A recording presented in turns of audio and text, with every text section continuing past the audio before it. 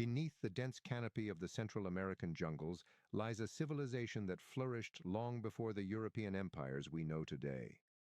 The Maya, masters of the mysterious, built cities so vast and awe-inspiring that their remnants still echo with whispers of greatness. From the lush Petén Basin to the arid Yucatan Peninsula, these ancient architects shaped pyramids that kissed the heavens and constructed ceremonial centers aligned with celestial movements. Yet, for all their splendor, the reasons for their sudden decline remain shrouded in mystery, tantalizing modern explorers and scholars alike. These enigmatic people thrived through eras of dazzling achievements, spanning pre-Columbian kingdoms that pulsed with the rhythms of war and peace. Unlike their neighbors, the Maya never unified under one empire, but crafted a network of fiercely independent city-states. Each was a theater of power, where alliances were forged and broken, and rivalries ignited in endless cycles of creation and destruction. Their intricate glyphs, carved into stone, reveal cosmic myths and mortal victories, stories of divine kings and celestial gods woven into the fabric of time itself. Their cities, hidden for centuries by vines and soil, now rise again as archaeologists unearth what lies beneath. El Mirador's colossal pyramids surpass even the wonders of Egypt, while Tikul's towering temples remind us of their mastery of the skies. But how did these monumental achievements vanish into the wilderness? Was it ecological collapse, unrelenting warfare, or the revolt of an exhausted people?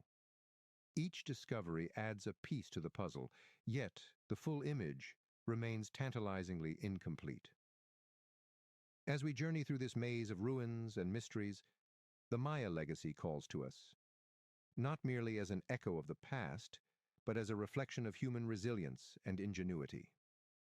Through hieroglyphic texts, breathtaking architecture, and cosmic calendars, they speak to us from an ancient world where the gods danced in the stars and kings walked among them.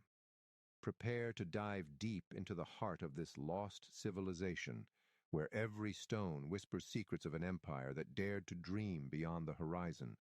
Warfare among the Maya. Warfare was common in the ancient Maya world, but its purpose was only sometimes similar to modern conflict. Maya kings regularly set out on royal raids to obtain enemy captives. The winning polities used the captives as slave laborers and in ritual sacrifice. The winning polities tortured captives, sometimes for years, and ultimately sacrificed them in public ceremonies. This was particularly true for elite captives, especially kings. Some of the earliest ceremonial platforms refer to decapitation, cutting off the head, as part of a king's duties. The Maya believed that the victim served as nourishment to the gods, just as blood from bloodletting did. During building ceremonies, they often buried the sacrificed corpses as a tribute to construction. Alternatively, the conquering king might inter them in his tomb upon death. Although raiding for captives was one major reason for engaging in warfare, it was not the only one. Sometimes one polity would engage another in battle for access to trade routes, agricultural land, or water. As populations expanded, the demand for resources increased. A ruler of one polity might invade another, burn down its buildings, and drive the people away, removing the source of competition. Alternatively, a ruler could engage in a war of conquest. The victorious leader would then take control of the conquered polity's wealth, resources, and people. This would enhance the king's prestige. By the classic period, full-time, well-trained warriors were a part of Maya society. They crafted their weapons by attaching stone points to wooden spears or darts. Warriors donned battle jackets and carried rolled-up shields to strap to their backs. Warriors often painted images of animal protectors on their helmets to demonstrate a warrior's strength to the enemy. He would often adorn himself with strings made from the shrunken heads of previous enemies he had defeated. Kings fought alongside the warriors. They did not simply stand in the background overseeing battles, but actively participated in hand-to-hand combat. The Temple of Warriors in Chichen Itza carved a group image into square columns. In it, an army of more than 220 men appears to march toward the temple's staircase. The majority of the men don warrior-like attire and weapons. They carry spear throwers, spears, clubs, and other weapons. Linda Shaley and David Friedel describe the parade in A Forest of Kings. Some of the warriors in the procession are clearly veterans, proudly displaying their amputated limbs. Each is an individual portrait, differing in details from the others. In addition to the warriors, there are other important people. The regalia, emblems they wear, and their lack of weapons identify some as sorcerers or priests. There is also an intimidating old matriarch who strides among these men. During the dry season, planners waged wars when farmers were not busy and their fields were at risk. Typically, planners timed battles to align with Venus's evening star appearance in the sky. This ritual element of warfare was also present in the war's preparation. Before fighting, a warrior spent days fasting and performing purification rituals to prepare his body for what was considered noble service to his king. Border skirmishes were so common that defensive walls surrounded communities, agricultural fields, and water sources by the late Classic era. These defensive walls were most often low and constructed with stones, but they also included wooden stockade fences to safeguard the cities. The ball game. The ball game was popular among the Maya and throughout Mesoamerica. Almost every major city had at least one ball court, and some had many. At Chichen Itza, there were 13 ball courts, more than at any other Maya city. Chichen Itza's Great Ball Court was the largest in all of Mesoamerica. The Great Ball Court's paved stone playing field took the shape of a capital 1, featuring a long center field and 2 flaring end zones.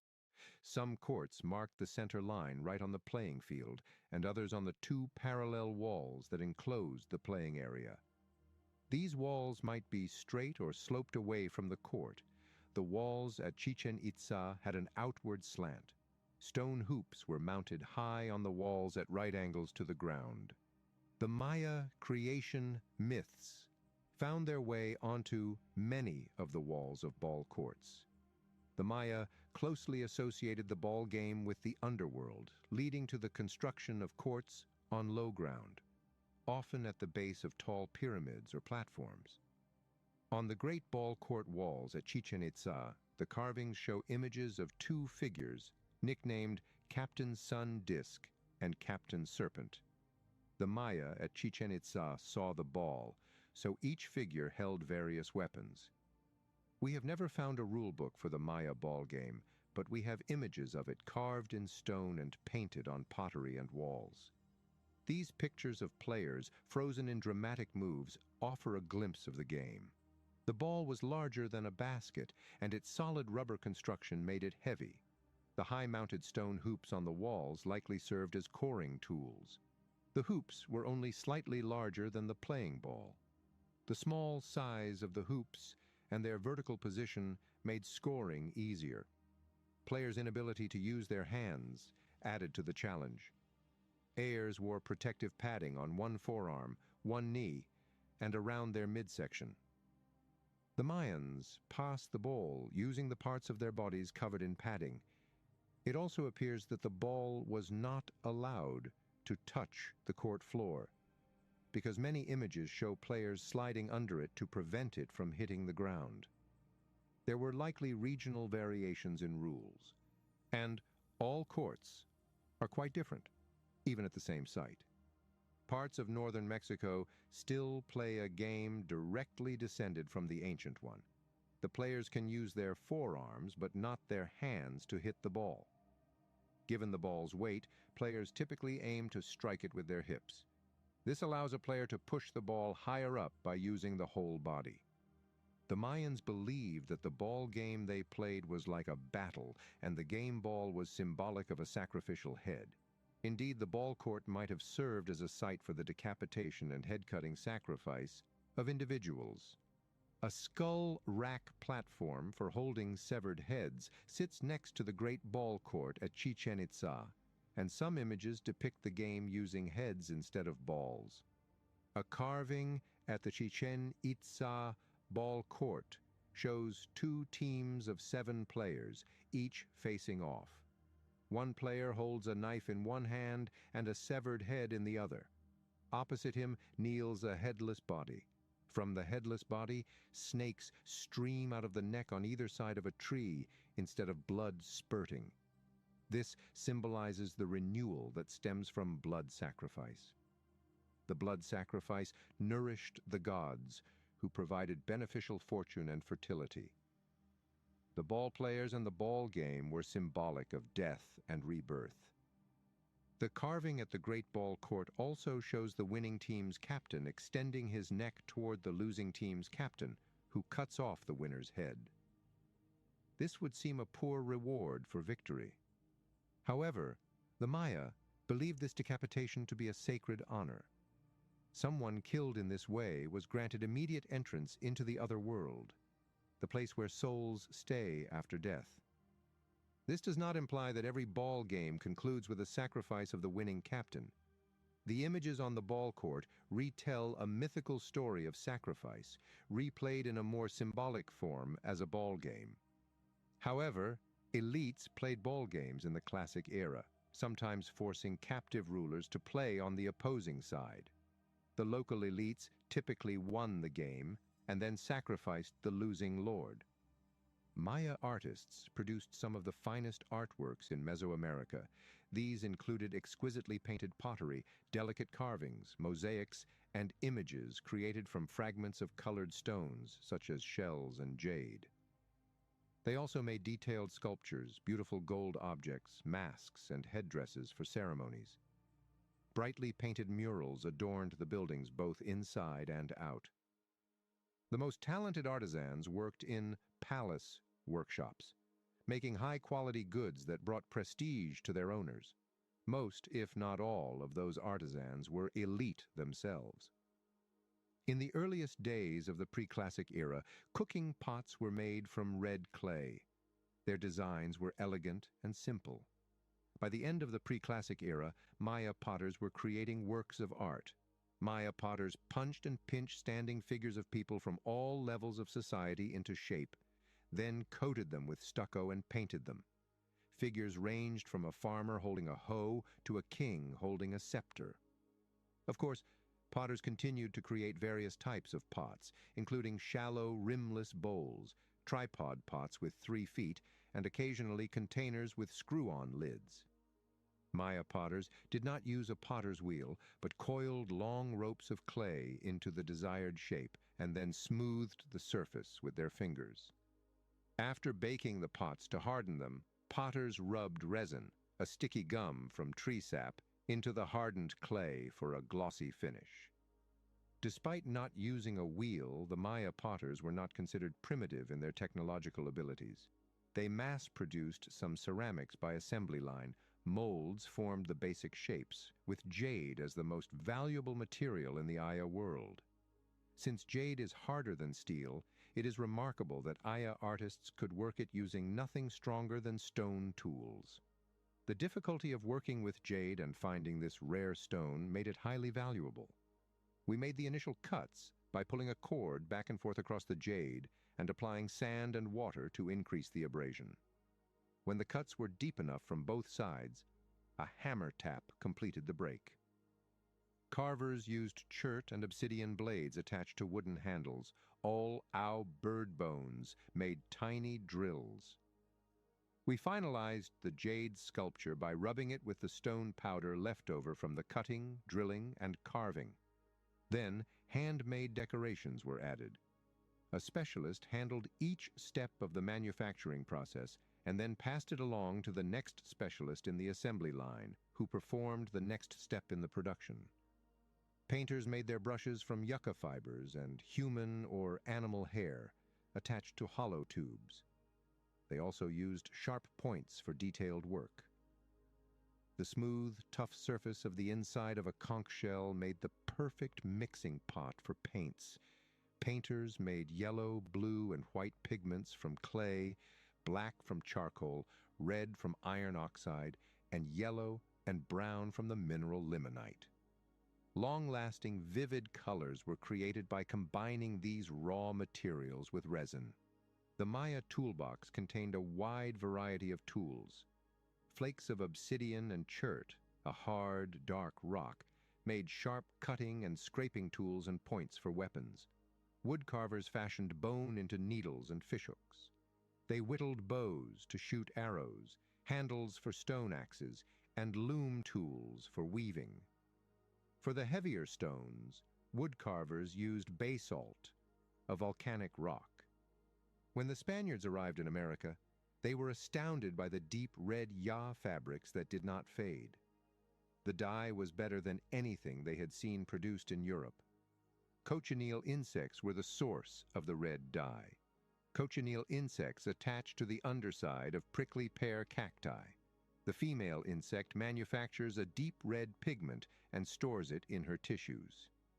Cochineal dye became so popular in Europe that, after silver and gold, it was the most valued import. Spain maintained a monopoly on the dye for 2 centuries by spreading false information about its source. They said it was from fruit, not insects, prohibiting the export of live insects and denying outside access to production sites. Cochineal dye was used to color the scarlet coats of the Canadian counties and the maroon robes of the Oman Catholic cardinals. When the American colonists cried, "The British are coming, the British are coming," cochineal dye gave the coat uniforms their brilliant color. The U.S. Food and Drug Administration only approves cochineal dye as a red coloring. Some foods dyed using female cochineal bug parts are beverages, jam, sausages, and maraschino cherries. It was a few decades before anyone could read the Maya accounts carelessly carved in stone and painted on surfaces. In 1880, Ernst Ostermann, 1822 to 1906, head of the Royal Library in Dresden, Germany, directed a group of German scholars whose mission was to solve the mystery of the complex Maya calendar. In 1930, a Russian scholar, Yuri Knorozov, 1922-1999, studied Diego de Landa's writings about the Maya in the Yucatan. In Landa's descriptions of the Mayan hieroglyphs, Knorozov realized that the system was a mixture of pictures and sounds and followed strict language rules. Tatiana Proskuryakov, 1909-1985, took the decoding to the next level in 1960 by painstakingly examining Mayan texts at the Aya site of Piedras Negras in Guatemala. Then, in 1973, a battalion of linguists, people who study language from all over the world, led by Yale University anthropologist Lloyd Lounsbury, 1914-1998, united their efforts at the first round table meeting of scholars at the Maya site of Palenque, near the modern city of Chiapas, Mexico. However, archaeologist George Stewart's son discovered the final key, the glyph's ability to stand for words or sounds. David Stewart entertained himself as a child while his father worked by copying the glyphs with his crayons. He realized that the same symbol or group of glyphs could have different meanings and vice versa as a 1980s teen. David Stewart realized that a single glyph could stand for more than one thing. Many scholars are gradually deciphering the rich history that ancient Maya scribes left behind. Jean and George Stewart write in Lost Kingdoms of the Maya, and to them we can now speak with easy familiarity of such rulers as the great shield jaguar of Yaxchilan, who lived to such a ripe old age, or his son Bird Jaguar, who apparently reveled in his hard-earned title, he of 20 captives. The artisans used chisels, axes, and grinding stones to crush nuts, seeds, and maize. In the palace workshops, many specialized tools were available for the artisans working on the elite residences. They covered the royal walls with artwork, such as bas-reliefs and murals. Artists used sharpened and curved tools made of obsidian, shell, and bone to cut into the surface for large carvings on stone monuments. They quarried the monument stones, dragged them to the site on rollers, roughed them out with stone axes, and sanded them with stones to create a smooth surface. Artists painted a grid similar to graph paper and sketched a draft of the scene and hieroglyphs before beginning the difficult task of carving. Simple mats and baskets were woven from vines and palm leaves. People used mats for dining tables, sleeping and sitting on dirt floors. They also buried bodies beneath the floors of their houses. People used baskets for ritual offerings, for carrying items, and as storage containers. The inner layer of bark from the wild fig tree served as the raw material for paper. Maya artisans soaked the bark and boiled it in water with mixed maize, lime, or ash. After rinsing, the artisans laid a layer lengthwise on a wooden board. We pressed a second layer crosswise onto the first and let it dry in the sun. After drying, we smoothed the paper by rubbing it with a stone or beating it to make it thinner. A thin layer of plaster is then coated. We made books or codices by folding a long strip of paper like an accordion. Blood rituals also used strips of paper. The gods consumed the smoke from burning blood-soaked paper in sacrificial bowls. People made natural dyes from a variety of sources. Chopping Brazil wood finely and mixing it with water produced a red dye. Cochineals, a tiny insect that feeds on prickly pear cactuses, also produced a red dye. Logwood produced a deep purple dye. Sea snails from the Pacific Ocean also made purple dye, but it was lighter. Maya writing. Did the Maya learn to write from other Mesoamericans, or did their writing originate in the Maya area? While scholars cannot definitively pinpoint the origin of Maya writing, this does not imply its importation from other regions. The earliest texts carved in stone appear fully developed in the archaeological record. However, they could have practiced early trial and error on less durable materials like bark paper. There is a hint that painting may have come before carving in stone.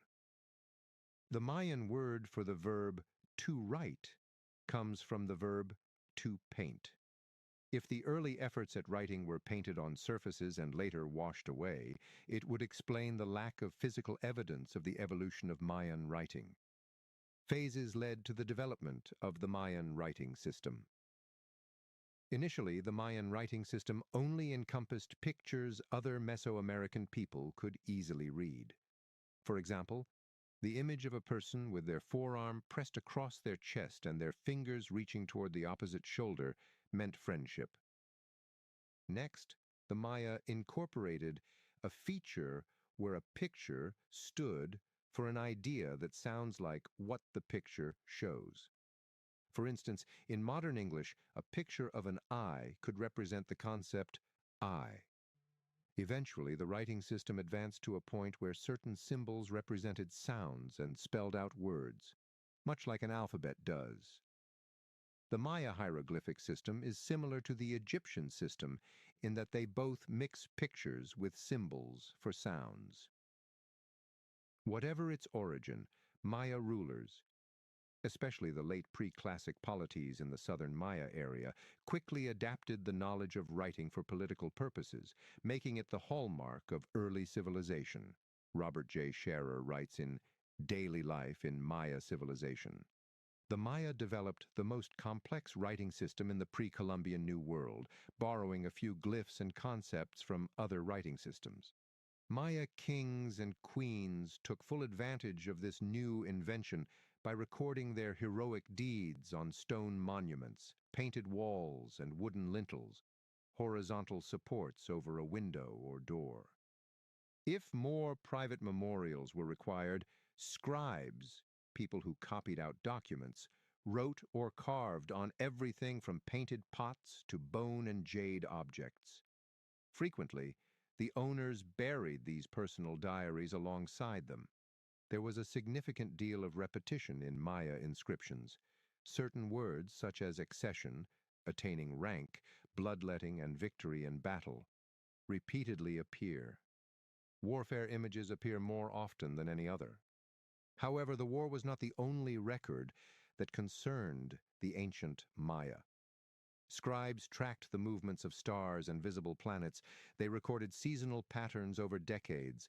These accounts led to the invention of an accurate calendar and predictions of eclipses and other astronomical events.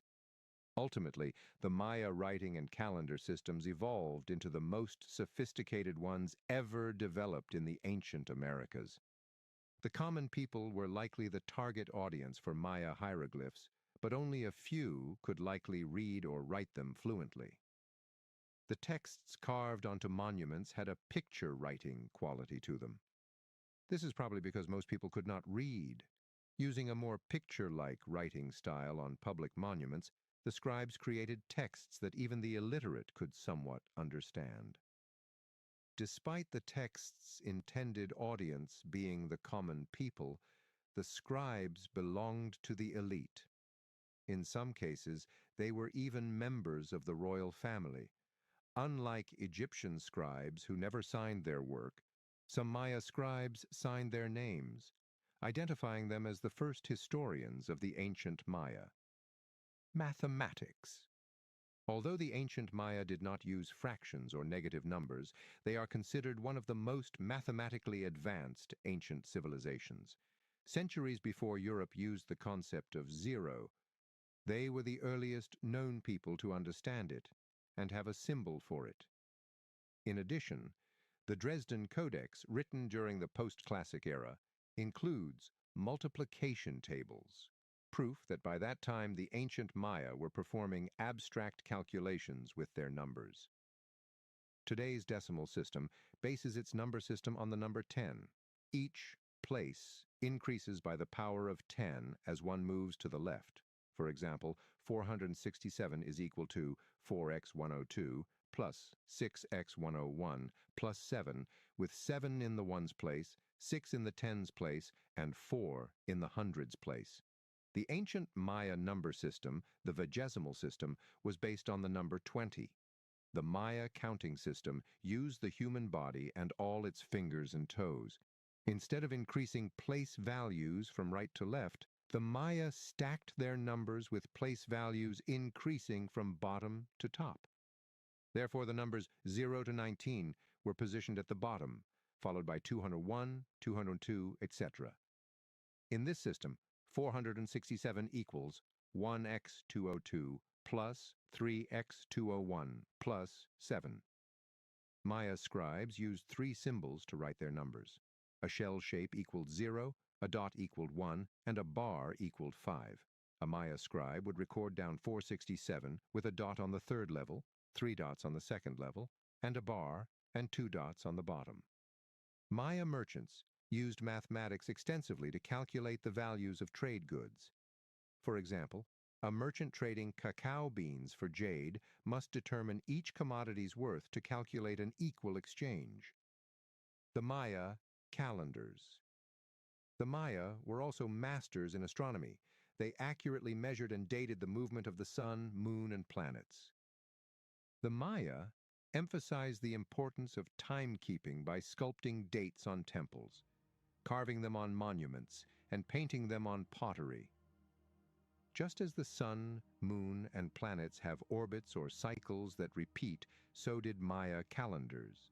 The Maya believed that history repeated itself, and that if a certain date brought misfortune, the next time would bring it again.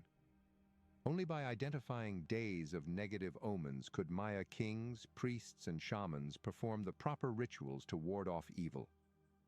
People also used calendars to predict the future. Feasts, festivals, celebrations, and commemorations occurred on lucky days, often timed to the calendar's cycles. In fact, it would be unthinkable to perform a ritual, go to war, or even celebrate a birth without first consulting the calendar. El Mirador is home to the largest Maya temples ever constructed. At its base, one is larger than Egypt's Great Pyramid, making it likely the biggest pyramid in the world. Its base is also larger than 36 football fields.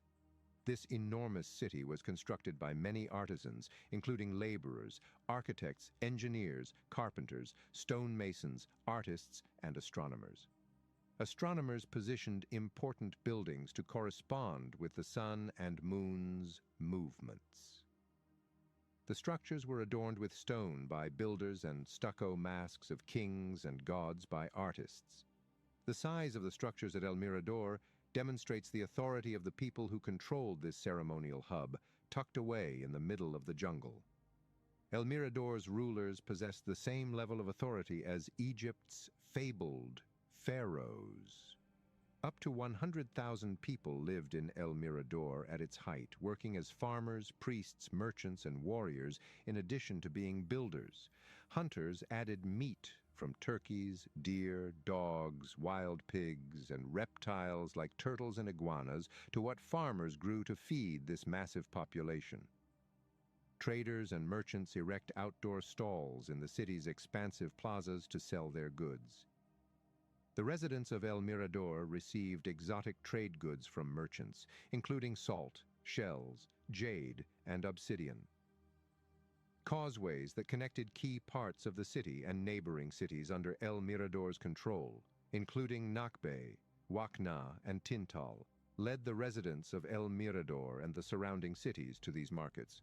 The lowlands and El Mirador inhabitants connected power to the paranormal realm. This was not the case for the southern highlands Maya, who initially equated power with their monarchs. Lowland artists adorned ceremonial centers with carved representations of the gods and other worldly symbols. However, artists in the highlands adorned ceremonial centers with carved stelae that honored monarchs and the accomplishments of their reigns. These two practices eventually merged. Lowland polities still constructed massive temples as platforms for their rulers to carry out supernatural rites, but they also erected monuments that documented their earthly accomplishments.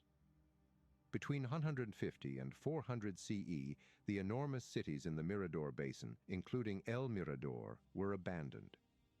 El Mirador was inhabited by a significantly smaller population again in the late Classic period.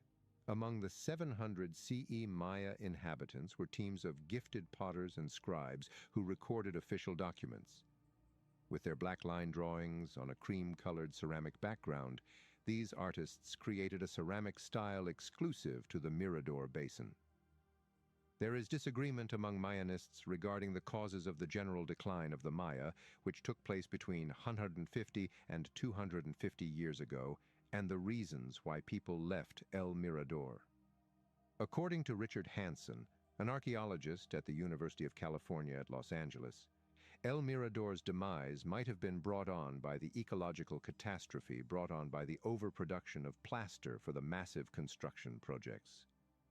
You have to burn about 20 big trees and all their branches in order to make only a little pile of lime about 1 meter high, Hansen stated in a 1995 New York Times article titled, "Did Maya Doom Themselves by Felling Trees?" by William H. Honan. Thus, they cleared forests. The seasonal swamps where they had been gathering peat to fertilize their terraced agricultural gardens were filled in due to soil erosion brought on by deforestation. After messing up their nest, they rendered these places uninhabitable.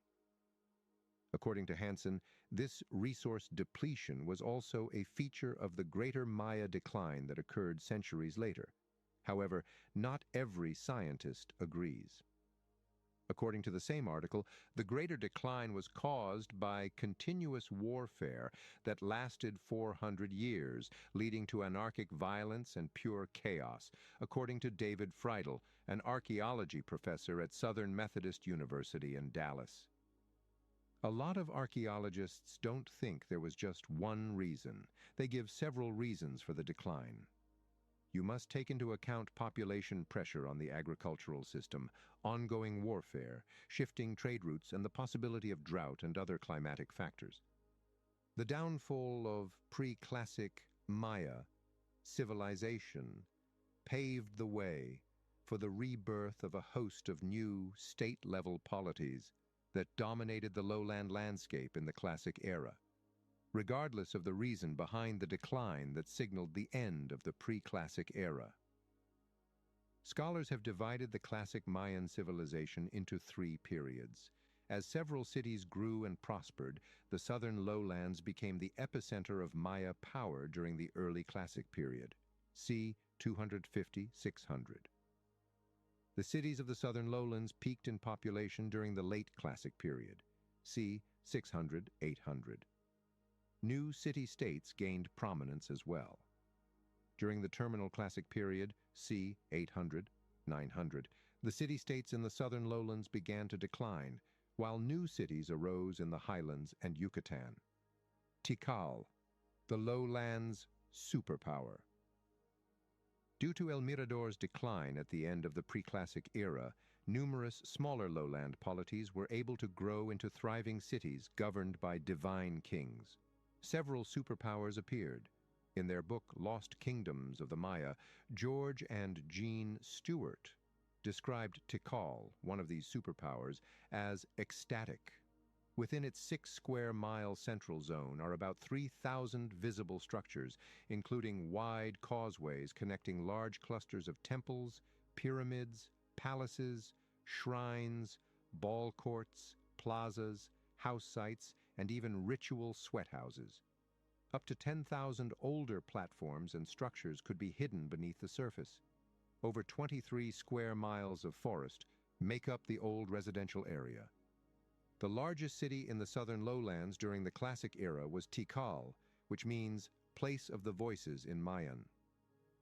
According to hieroglyphic inscriptions, the Maya who inhabited the area named their city Yaxmutul, which means first hair knot, and the entire kingdom Mutul, which means hair knot. At Tikal, the Maya continued to construct for over a millennium. The Great Plaza was constructed by the Maya of Tikal in the 2nd century BCE by leveling a sizable area, laying limestone and plastering the surface. They constructed the North Acropolis, a ceremonial hub, the Central Acropolis, a 700-foot-long palace, and temples 4 and 2, 2 temples honoring the moon and the great jaguar, all surrounding the Great Plaza. Tikal's 8 largest pyramids, each about 20 stories high, are surrounded by more striking buildings. The tallest pyramid at Tikal, Temple 4, is roughly 230 feet high in the Maya region. Most likely, the building was done between 734 and 766. It's possible that the Tikal people were the first Maya to document their king's lineage. These documents were engraved on stone monuments, leading historians to conclude that Tikal was ruled for 800 years by a single dynasty of 39 kings. The Maya acknowledged first-step shark Yax'ebzuk as the founder of their dynasty, even though he was not the first ruler of Tikal. First-step shark's monuments are all gone.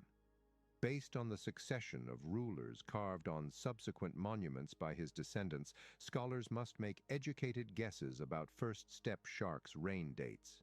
Many academics estimate his reign to be around 100 years. Since first-step shark was referred to by his people as the founder of a dynasty, he must have been a strong monarch. He may have earned this respect by being the first to guide Tikal toward political independence or by his skill on the battlefield. Tikal was ruled by first-step shark's long line of descendants who also made up the royal court's elite community.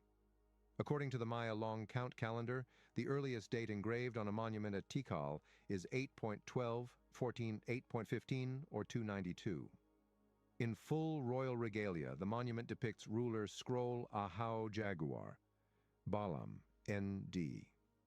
Although the Maya artist's carving technique is similar to previous Olmec monuments, some details are specific to the Maya culture. The king is surrounded by emblems that declare his position and authority. The sun god's human-headed form emerges from the double-headed serpent bar he is holding. This representation of Maya royalty demonstrates the king's relationship with the gods and his capacity to bring them into the material world. conquering Uakshaktun, Tikal. Another polity. Uakshaktun was expanding and starting to compete with Tikal for resources just a day's walk north of Tikal. Uakshaktun, like Tikal, came into the Classic era strong and wealthy. Like Tikal's, its early historical records are also fragmentary and sporadic. Nonetheless, the monuments at Uakshaktun and Tikal share a similar design, indicating that the Uakshaktun kings were also warriors and rulers. Both polities contested local resources and power. The rivalry between Uakshaktun and Tikal peaked under the rule of Great Jaguar Paw, Chak Tok Ichaak Ben R 360-378, Tikal's king. The battle was a watershed in Maya warfare. Great Jaguar. Paw's ability to capture prisoners in combat was no longer sufficient. He now had a whole kingdom in his sights. Tikal's warriors were led into battle against Uakshaktun by Smoking Frog, Siaj Kiak, unknown dates, a member of the Tikal royal family. Smoking Frog arrived right after Great Jaguar Paw, the king, passed away. Scholars believe Smoking Frog was Maya, but he likely had close ties to the great city-state of Teotihuacan. The Smoking Frog defeated the Uakshaktun in 378. Tikal became the dominant polity in the central Petén region after his conquest. A monument featuring a smoking frog holding an obsidian blade club while dressed as a warrior was carved by artists to honor this event. This picture represents the earliest known commemoration of conquest. In Uakshaktun, Smoking Frog served as second in command to Curl Snout, the successor of Great Jaguar Paw in Tikal. Yaks Nun Ayin the Fyr, RR 379404.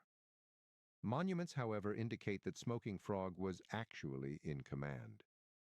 For roughly 30 years, Curl Snout held the reins of power. During that period, he had some contact with the Kaminaljuyu rulers in the highlands and remained close to the Teotihuacan rulers in central Mexico. These commercial and military ties with other important cities increased Tikal's significance in the area. The smaller polities surrounding Tikal ceased building monuments to their rulers individually.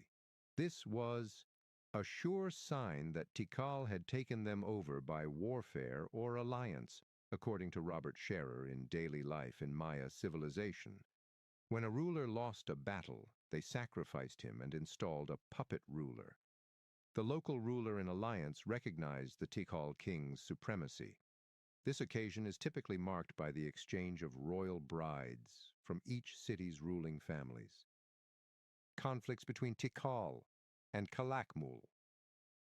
The biologist who made the discovery in 1931 gave the enormous lowland complex Calakmul its current name.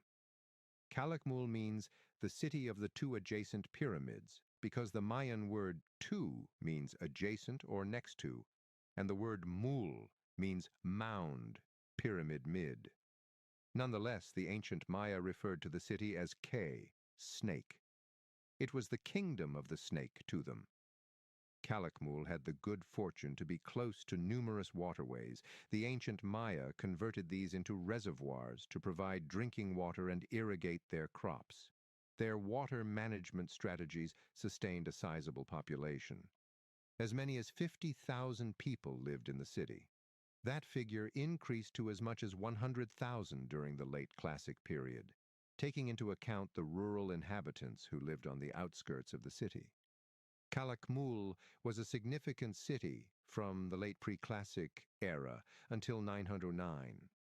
In the 7th century, it was the most potent city in the lowlands. By establishing alliances with nearby cities through marriages, Calakmul increased its power. But in the end, its ongoing struggle with Tikal brought about its demise. In their respective regions, Tikal and Calakmul dominated the riverine trade.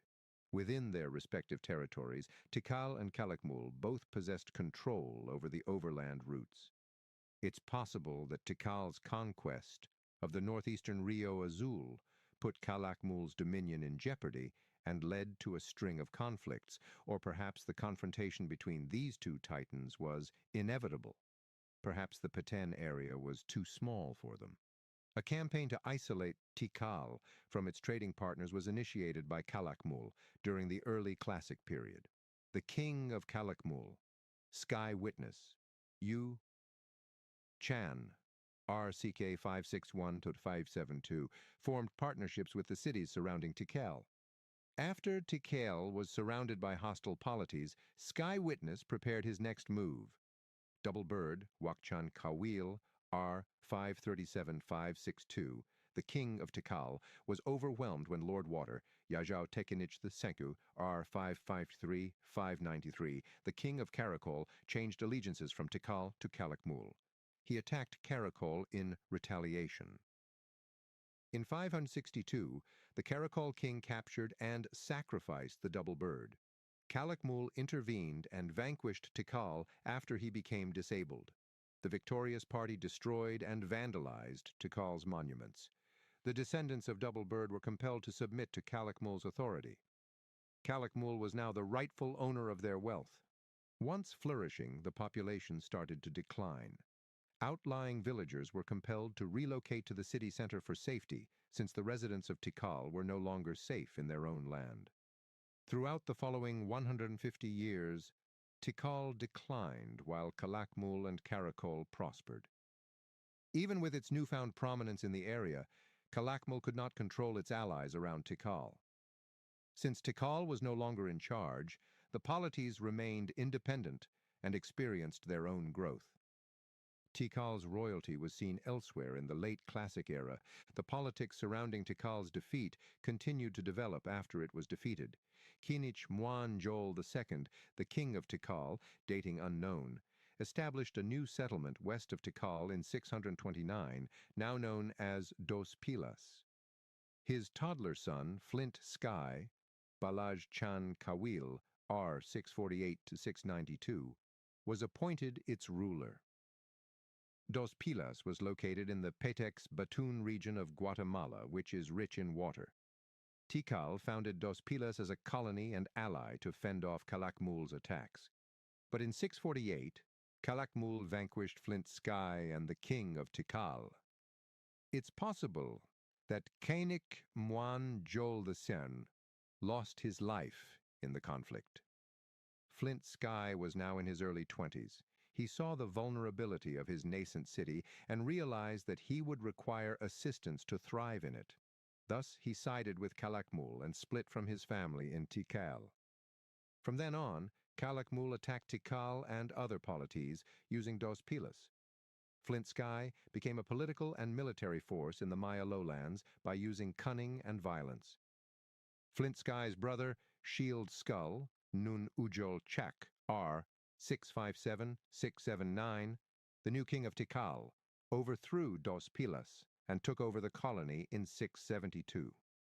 Flint Sky was exiled by him. Flint Sky requested assistance from Calakmul, his ally. Flint Sky regained the Dos Pilas throne in 677 after Cal Akmal attacked and vanquished Tikal. Flint Sky fought his brother Shield Skull at Tikal in 679 with his Calakmul ally. Shield Skull was taken prisoner and ultimately offered as a sacrifice. Shield God K, also known as Itsamnaj Kawil, ruled Dos Pilas from 698 to 726. He concentrated on growing Dos Pilas, just like Flint Sky. The Dos Pilas rulers continued to raise the city's stature in the area through marriage and conquest. Dos Pilas formed an alliance with Calakmul and carried on as an independent polity. Shield Skull's descendants were preparing their retaliation in the meantime. Tikal eventually gained enough strength to threaten Dos Pilas once more.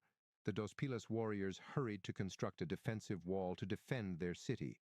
They collected stones from every location, including the royal palace, homes, and temple platforms. They erected walls over places of worship. A staircase with inscriptions depicting Dos Pilas' history is perched atop one wall. However, their attempts were unsuccessful. Tikal overthrew Dos Pilas in 761.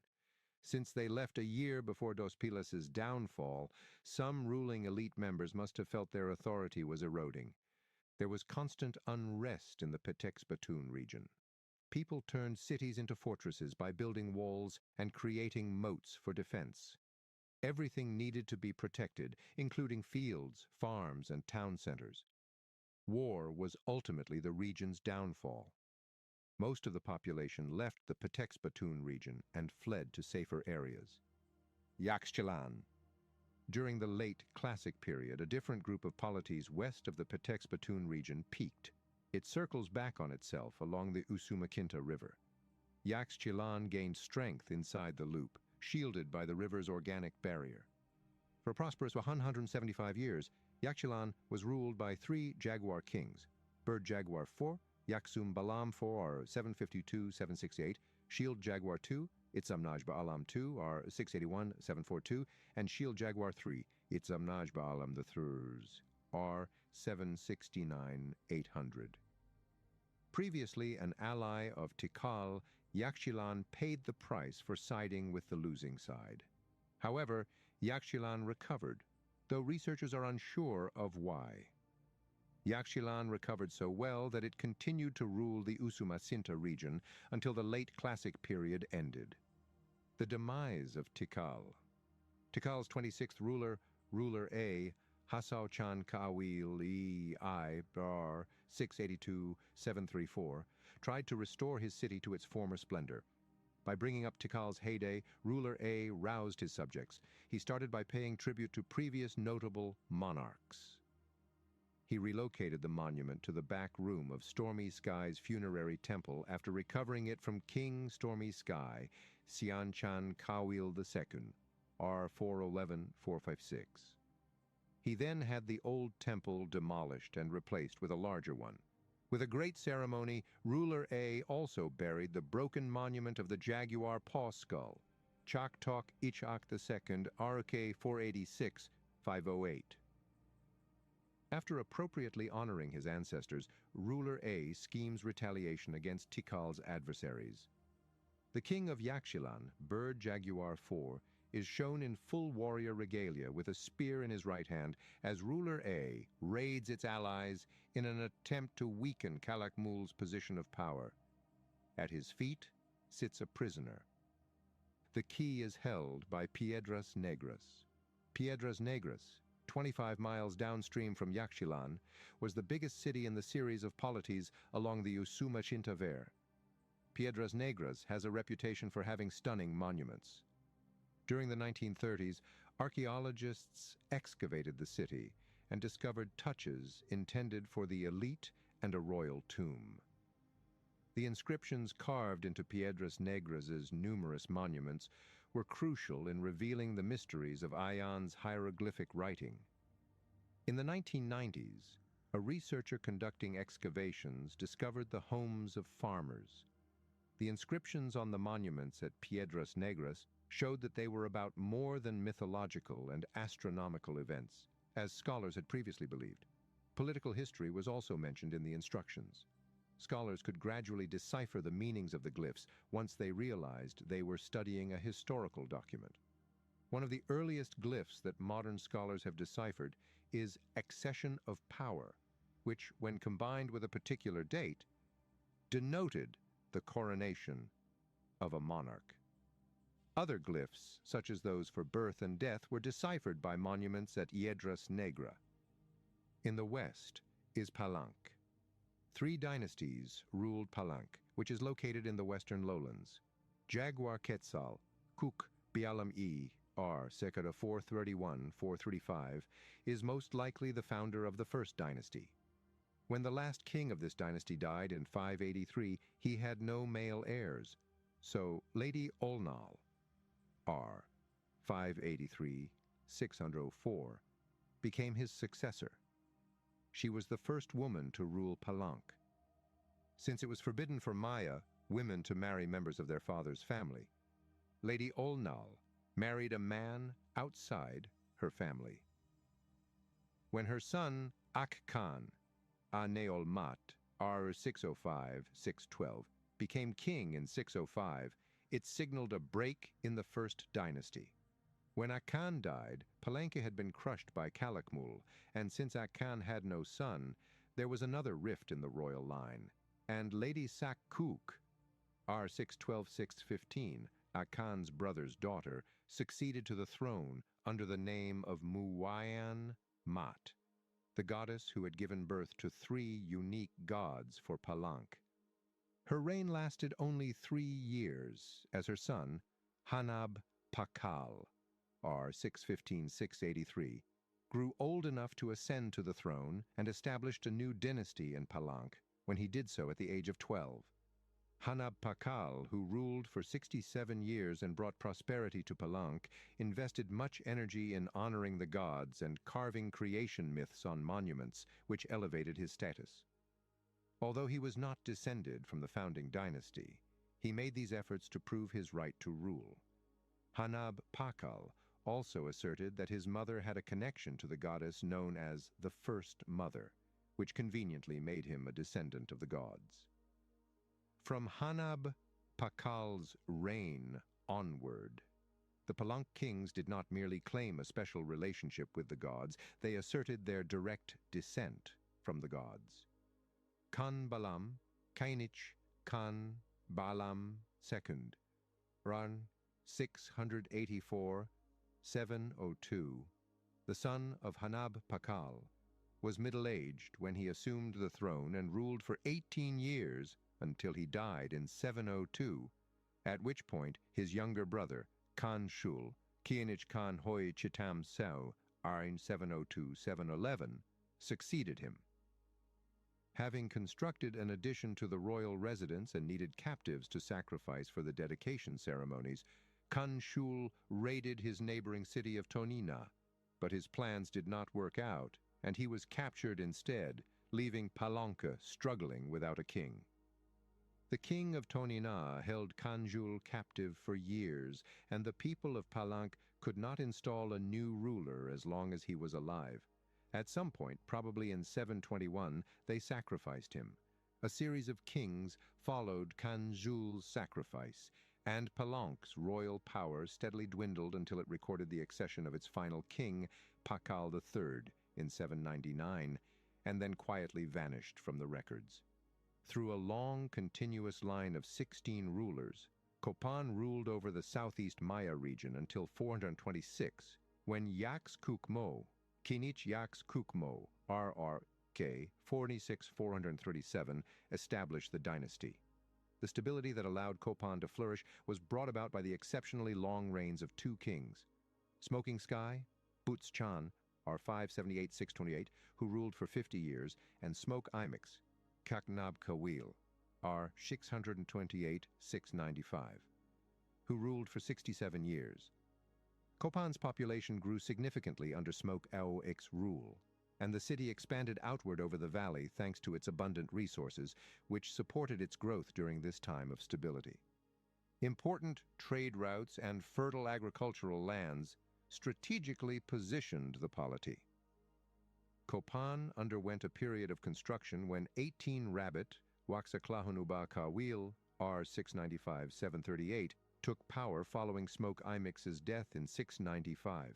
The Great Plaza was surrounded by buildings on all 4 sides, creating an open square. King 18, Rabbit asserted that Copan was as great as the classic-era cities of Tikal, Palenque, and Calakmul. But his construction projects were interrupted when he was captured and beheaded by a neighboring lord. As a result, Copan faced financial challenges. Copan rapidly lost authority over its trade routes and agricultural lands. The 15th king of Copan, Smoke Shell, Kak Yipyaj Chan Kawil, Shrite 749-761, brought Copan back to life. The hieroglyphic staircase was one of Smoke Shell's most notable contributions. In the city's heart, a 50-foot wide staircase ascends the west face of a pyramid. Carved into the risers about 1.5 feet high are over 2,000 glyphs detailing the history of Copan's rulers. To date, we have discovered the longest Mayan inscription, actually the longest in pre-Columbian America. Life-size statues of Copan's royalty, proudly dressed as warriors, thwart any city attempting to attack. Smokeshell married a Palanque royal woman in an attempt to secure Copan's return to prominence. The two had a son named Yax Pak, Yax Passage Chan Yoat, R 763810. To prevent Copan's decline from depleting its wealth, prestige, and power, rulers began to grant the elite an increasing amount of authority. Copan initiated a new form of power sharing among non-royal elites following the capture of 18 rabbits. An elite council was established. This council of elites convened in a mat house constructed in the city's heart. Rulers later transferred increasing amounts of power. By the time Yax Pak succeeded to the throne, nobles who lived in compounds dispersed throughout Copan's domain had seized a significant portion of the king's central authority. By 810, it was clear that the dynasty was about to fall apart. Yax Pak was the last king to rule effectively. The end begins with the Terminal Class period. The century, known to scholars as the Terminal Classic period, 800–900, saw growth in other regions, particularly in the north, and decline in the southern lowlands. Maya's history was still filled with ups and downs. One decade saw a city reach its pinnacle, and the next decade witnessed it almost completely abandoned. According to archaeologists, numerous factors contributed to the fall of the cities that had thrived during the late Classic period. A combination of overpopulation, overexploitation of an already exhausted environment, destructive warfare, and loss of faith in a political system that could not solve these problems forced people to seek a better life elsewhere, according to Robert Sharer's Daily Life in Maya Civilization.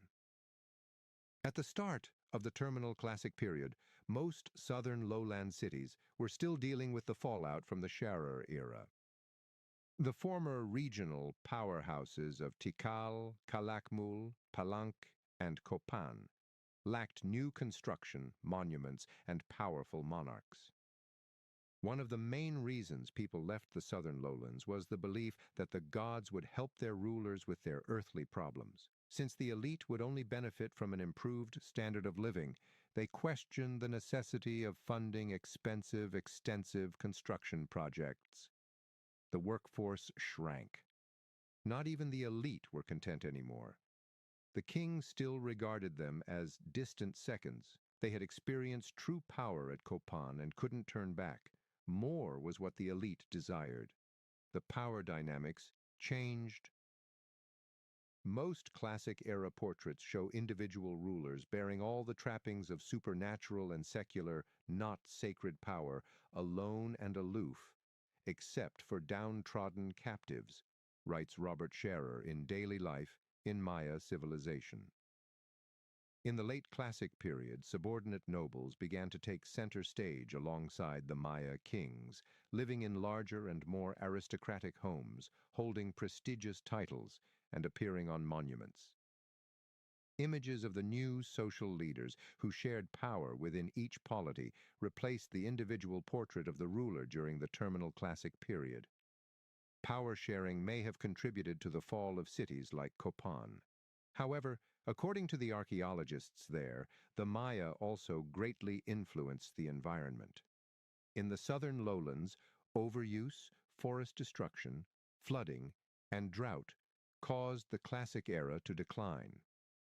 As the century progressed, the population in the southern lowlands declined, leading to the deterioration of buildings, neglect of fields, and the jungle's engulfment of the great cities of the Classic era.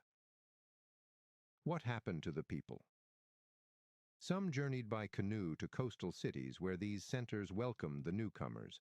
Others wandered into Yucatan to settle new areas or join pre-existing polities. Coba, in northeastern Yucatan, and Puuc, in the northwest, were popular travel destinations. Immigrants established Uxmal, Kaba, Labna, and numerous other settlements in the hilly Puuc region. These creative pioneers dug cistern tanks. These creative pioneers dug cistern tanks to collect and store rainwater for use during the protracted dry season. Although there were a few kings in the Pook region, noblemen's councils were the most prevalent system of government. The balance of power also changed as trade increased. The elite's hold on the economy waned as traders accumulated wealth. A middle-class merchant showed up. Another factor contributing to the decline was warfare. As the new centers expanded and started to encroach on one another, the different Maya polities found themselves engaged in a struggle for supremacy. The Europeans, who would soon arrive in the Americas, and nearby peoples, were similar to the Maya. The Yucatan rose to prominence during the post-classic era. The massive cities of the classic era fell apart, and kingdoms all over the southern lowlands were in decline. On the other hand, people were moving northward along the coasts and in the Yucatan Peninsula. The northern regions of the Yucatan and the southern borders of the highlands saw the most substantial expansion during the post-classic era, 900–1524. Within the Yucatan, Chichen Itza. Chichen Itza was one rising star. The Maya people moved north from the coastal Putun region to populate this large post-classic city. They were traders and warriors who paddled along the coast. The Putun Maya were referred to by the Yucatan's residents as Itza, which translates to residents who speak our language brokenly. The Itza Maya bravely entered the area and overran the Izamal kingdom, which boasted massive pyramids. They then established themselves in an area sandwiched between a big, strong city called Koba and smaller polities in the hills. Around 850, these immigrants founded their capital in the middle of the northern lowlands, just south of a potential port. Because of their city's central location, the Itza were able to dominate the Yucca, Tan's main trade routes. Chichen Itza, which translates to the wells of the Itza, alludes to the city's revered cenotes, sinkholes, or natural limestone wells. The sacrifice cenote. There aren't many lakes or rivers in northern Yucatan. Consequently, the Tsa chose a location near two cenotes, or natural wells, when deciding on a site for their capital city. They had access to underground lakes and streams, thanks to these limestone sinkholes. The Aya used one cenote as a sacrificial well and the other for water at Chichen Itza. Nearly 200 feet span the top of Chichen Itza's revered cenote. Before they reach the water's surface, the vine-covered walls descend 70 feet. The water is roughly 65 feet deep in the middle. Diego de Landa wrote Yucatan before and after the conquest in the 16th century. People have accused this well of offering men as sacrifices to the gods during dry spells, but they insist they did not perish even though they vanished from view. These offerings included many other valuable items and precious stones, suggesting that this well received most of this nation's gold. As sacrifices to their gods, the Maya threw numerous priceless items and people into the revered cenote at Chichen Itza. The Koba king wanted to show that he was not afraid of these newcomers. Thus he constructed a stone road connecting Koba with Yaxuna, its ally to the west. This road boldly claimed all the land south of Chichen Itza. The 60-mile causeway prevented the Itza from moving southward and consolidated Koba's lands for a brief period. However, following years of arduous conflict, Chichen Itza overthrew Yaxuna. Then, rival kingdoms fell one by one as Chichen Itza's conquests increased its power. The slow decline was unavoidable, even for Koba. The king and a ruling council shared authority in the Itza's system of governance. They dubbed this system shared rule, or multiply. Mul means group, and tepal means to govern. The heads of wealthy families comprised the ruling council. In a given territory, each individual occupied a specific administrative role. There was no longer a single individual controlling everyone. These days, many people debate issues before making decisions as a group. This system prevented a kingdom from collapsing due to the capture and sacrifice of a king, allowing other leaders to maintain order. Because of the shared system of government, there was some political stability. However, rivalries between the wealthy families that comprised the council occasionally led to instability. The Maya introduced council meetings at Chichen Itza in a new architectural style with evenly spaced rows of columns supporting the roof. The Maya constructed these colonnades next to the stages used for customary ceremonies. This signaled the start of the elite taking over other rights that had previously belonged to the king. Kings were no longer the only ones who could perform religious rites. The nobility, not the king, now carried out astronomical cycle celebrations and other rituals. Artists who decorated buildings portrayed the relationships between the nobles rather than family lines and dynasties. A column depicts a scene of four nobles performing a death sacrifice ritual. One is carrying a severed human head and darts. The others carry the ritual's implements. The column lists their names. Another mural depicts a jaguar-shaped throne and nobles seated on jaguar skin pillows, a luxury previously reserved for kings. In the mural, the throne is vacant. This may indicate the end of kingly rule, according to historians. The change in government also affected the way the Maya waged war. Sacrificing and capturing enemies remained crucial.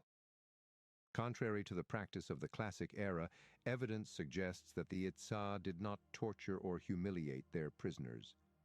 The Temple of Warriors features carvings of opulently attired prisoners, strikingly resembling the Itza people. Through ceremonial sacrifice, some cultures thought they could absorb the essence of their adversaries. We may never know, but the Itza may have believed this.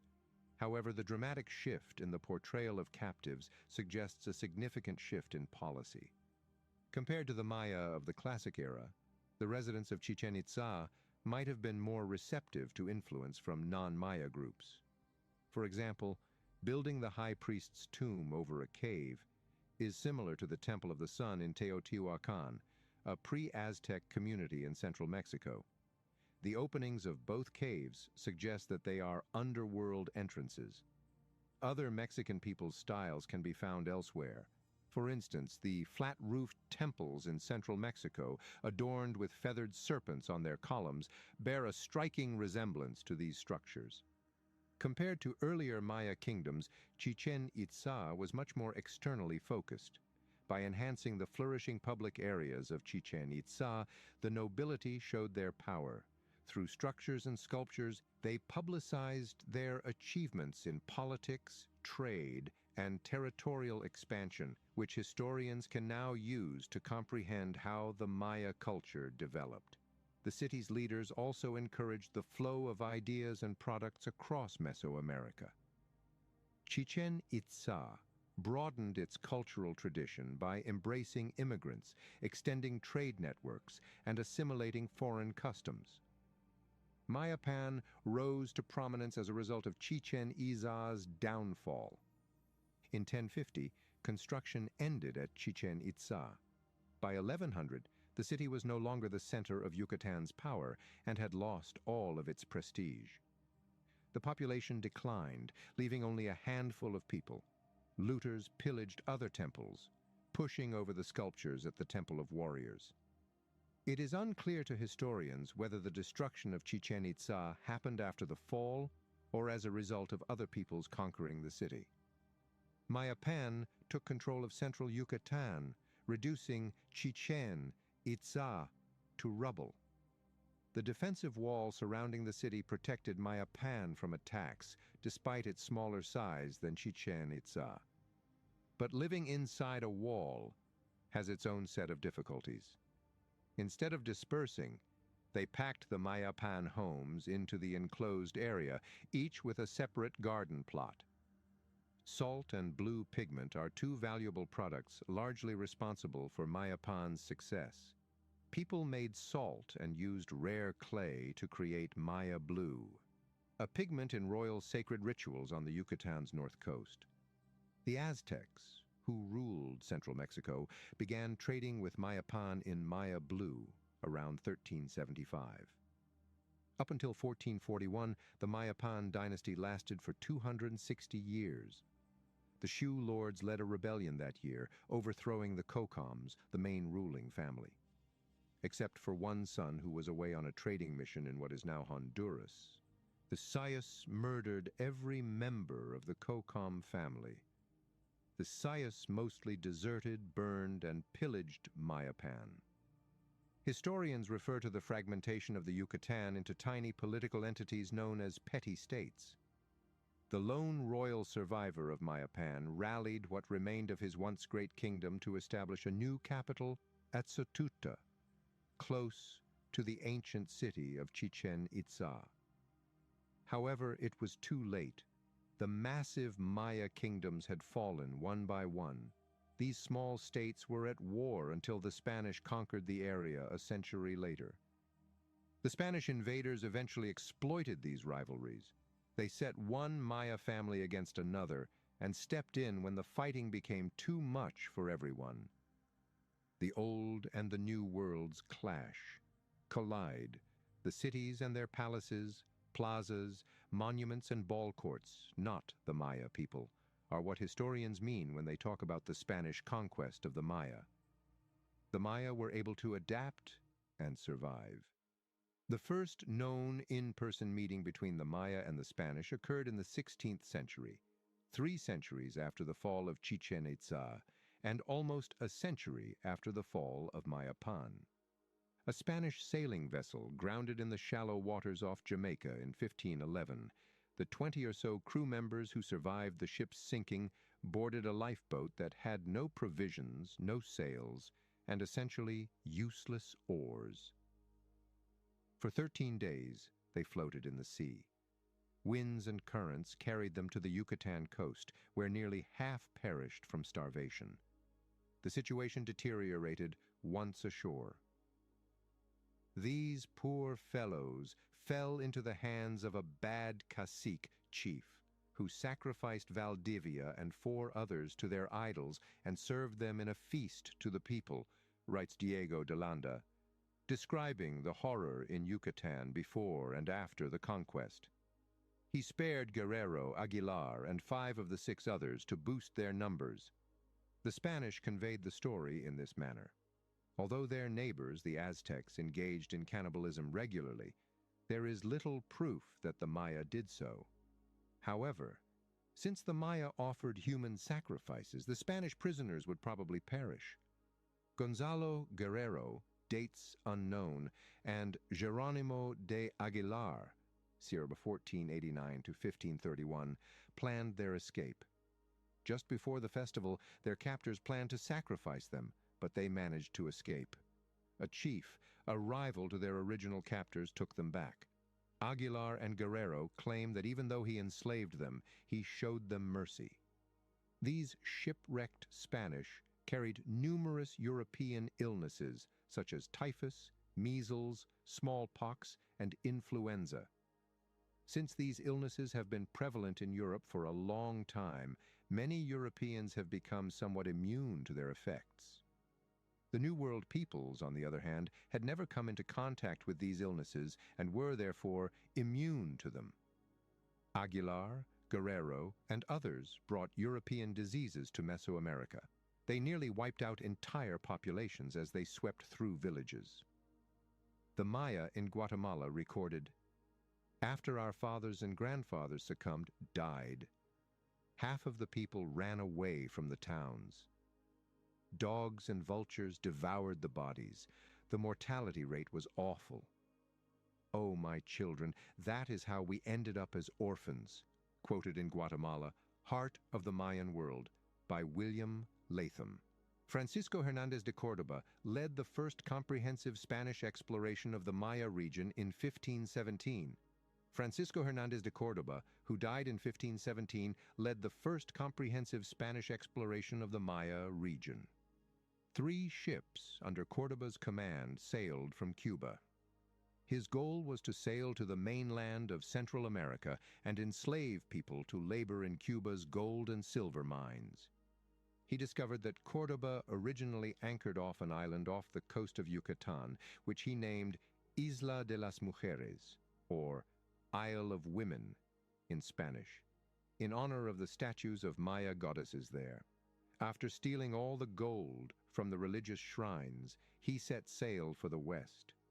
At every stop, the Maya welcomed the Spanish with interest. They could not resist touching the Spaniards' pale faces and beards, contrasting their dark, smooth skin. When Cordoba arrived in Champoton, the greetings ended. Located where the Champoton River empties into the Gulf of Mexico, Champoton is now a small town on the Gulf's shore. The warlord Mojcovo, date unknown, and his troops met the Spanish with weapons. Cordoba ordered his ship's cannons to fire. The Maya warriors launched a fierce attack despite never having seen smoke and fire spitting from guns or heard the boom of cannons. They fatally wounded numerous men from Cordoba. Cordoba himself was wounded 33 times. Cuba became the new home for the Spanish. Cordoba passed away from his injuries 2 weeks later.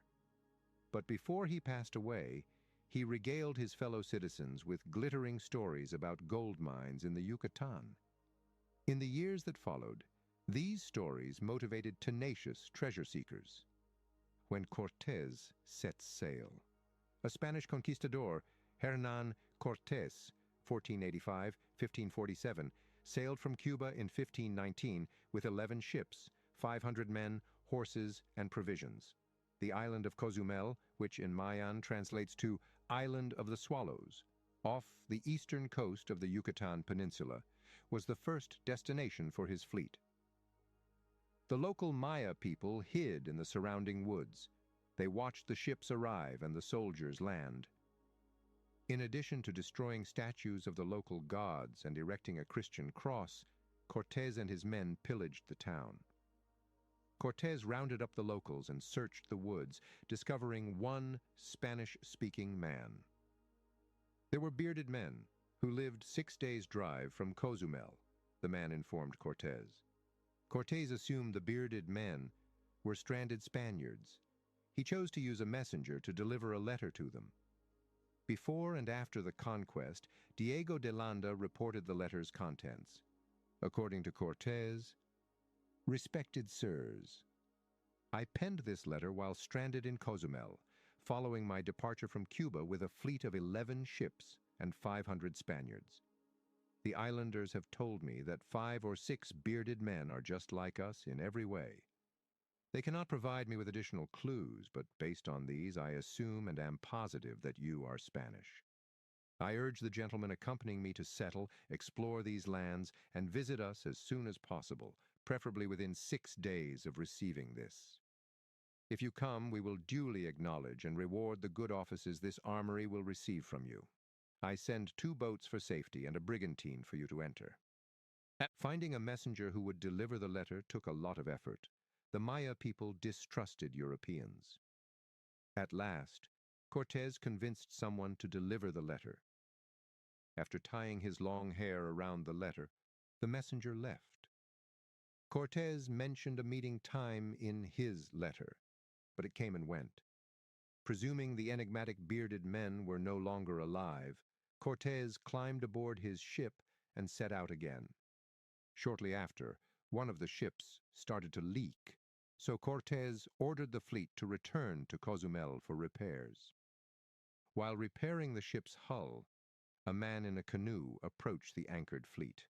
The tattered state of his clothing left him nearly nude. He had a quiver, container of arrows, and a bow slung over one shoulder. Aguilar, the shipwrecked Spaniard, who had escaped the sacrificial axe more than 2 years prior, was the paddler of the canoe. Aguilar became an important translator for Cortés after learning Mayan while he was a prisoner. The conquest of Spain. The Spanish repeatedly attempted to subjugate the Maya for decades. Conquering Yucatan was challenging because it lacked a single, sizable, centralized state. The Spanish had to handle each locality independently. Even after the Spanish overran a city, its residents were more likely to flee and become enslaved than to remain. Now, one of the biggest challenges for the Spanish was the Maya jungle. Roadway hacking turned out to be extremely challenging. With its rapid, choking overgrowth and unexpected downpours, the unfamiliar tropical rainforest appeared almost impenetrable. These logistical difficulties may have contributed to the Yucatan's central region's centuries-long stability. The Spanish conquest, which overthrew empires across the rest of Mesoamerica, had little effect, but the lowlands were more fortunate than the highlands. Cortés met with diplomats from the highland Maya cities of Utatlan and Iximche in 1521, and they vowed to support him. Nevertheless, these highland Maya later attacked other communities along the Spanish-protected south coast. In December of 1523, Cortés ordered his fellow conquistador Pedro de Alvarado, dis 1541, to leave much earlier. With the rainy season in full swing, I made the decision that no matter what I did or how hard I tried, I would not continue to conquer. Because of the dense vegetation and closely spaced mountain ranges along the entire southern coast I traversed, I was never able to bring them to His Majesty's service. Quoted in The Conquistadors. The Spanish invasion of the Mayan region encountered fierce opposition.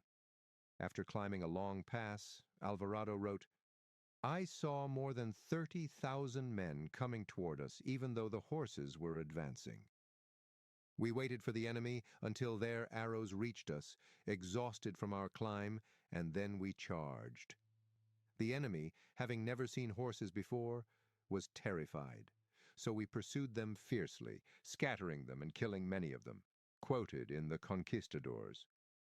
At Utatlan, the Maya attempted to deceive Alvarado by luring him and his men into the city to trap and burn the Spanish soldiers.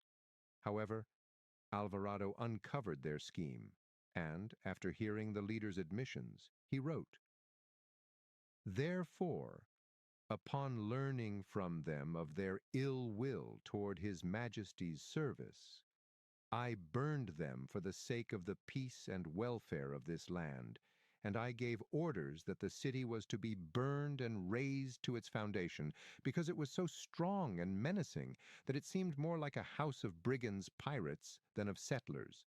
Quoted in The Conquistadors. Alvarado was actually notorious for his harsh methods and cruelty.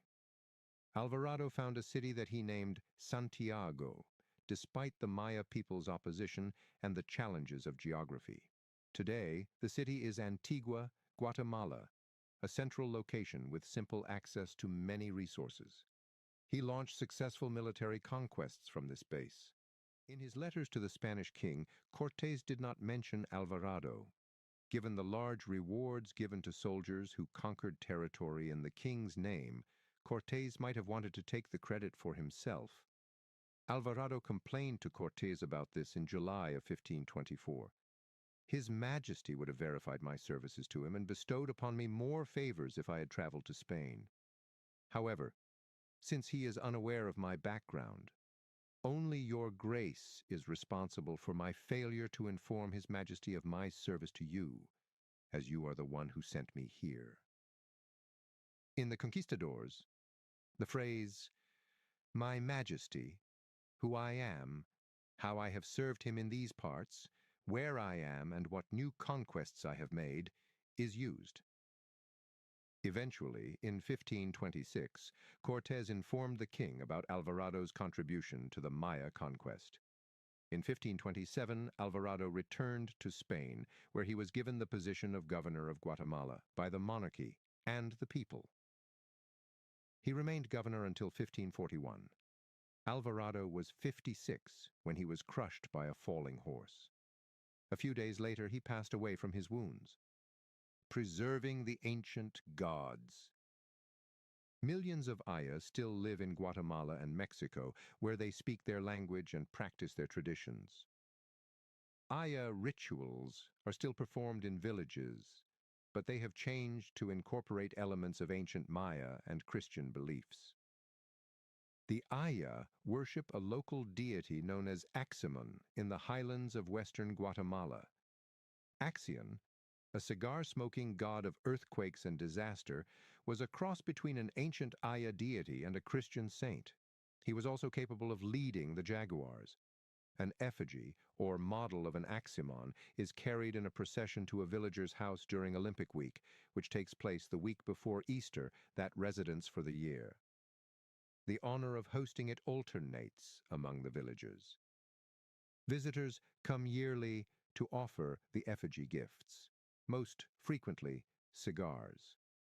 A lit cigar is frequently inserted into the mouth of the carved wooden head in Axiom's likeness. The Maya appears favorable for happiness, health, and marriage counseling. But Axiomon could be better. They can be bullies, and people who want revenge frequently look to Axiomon for help. Maya clingy to their ancestry.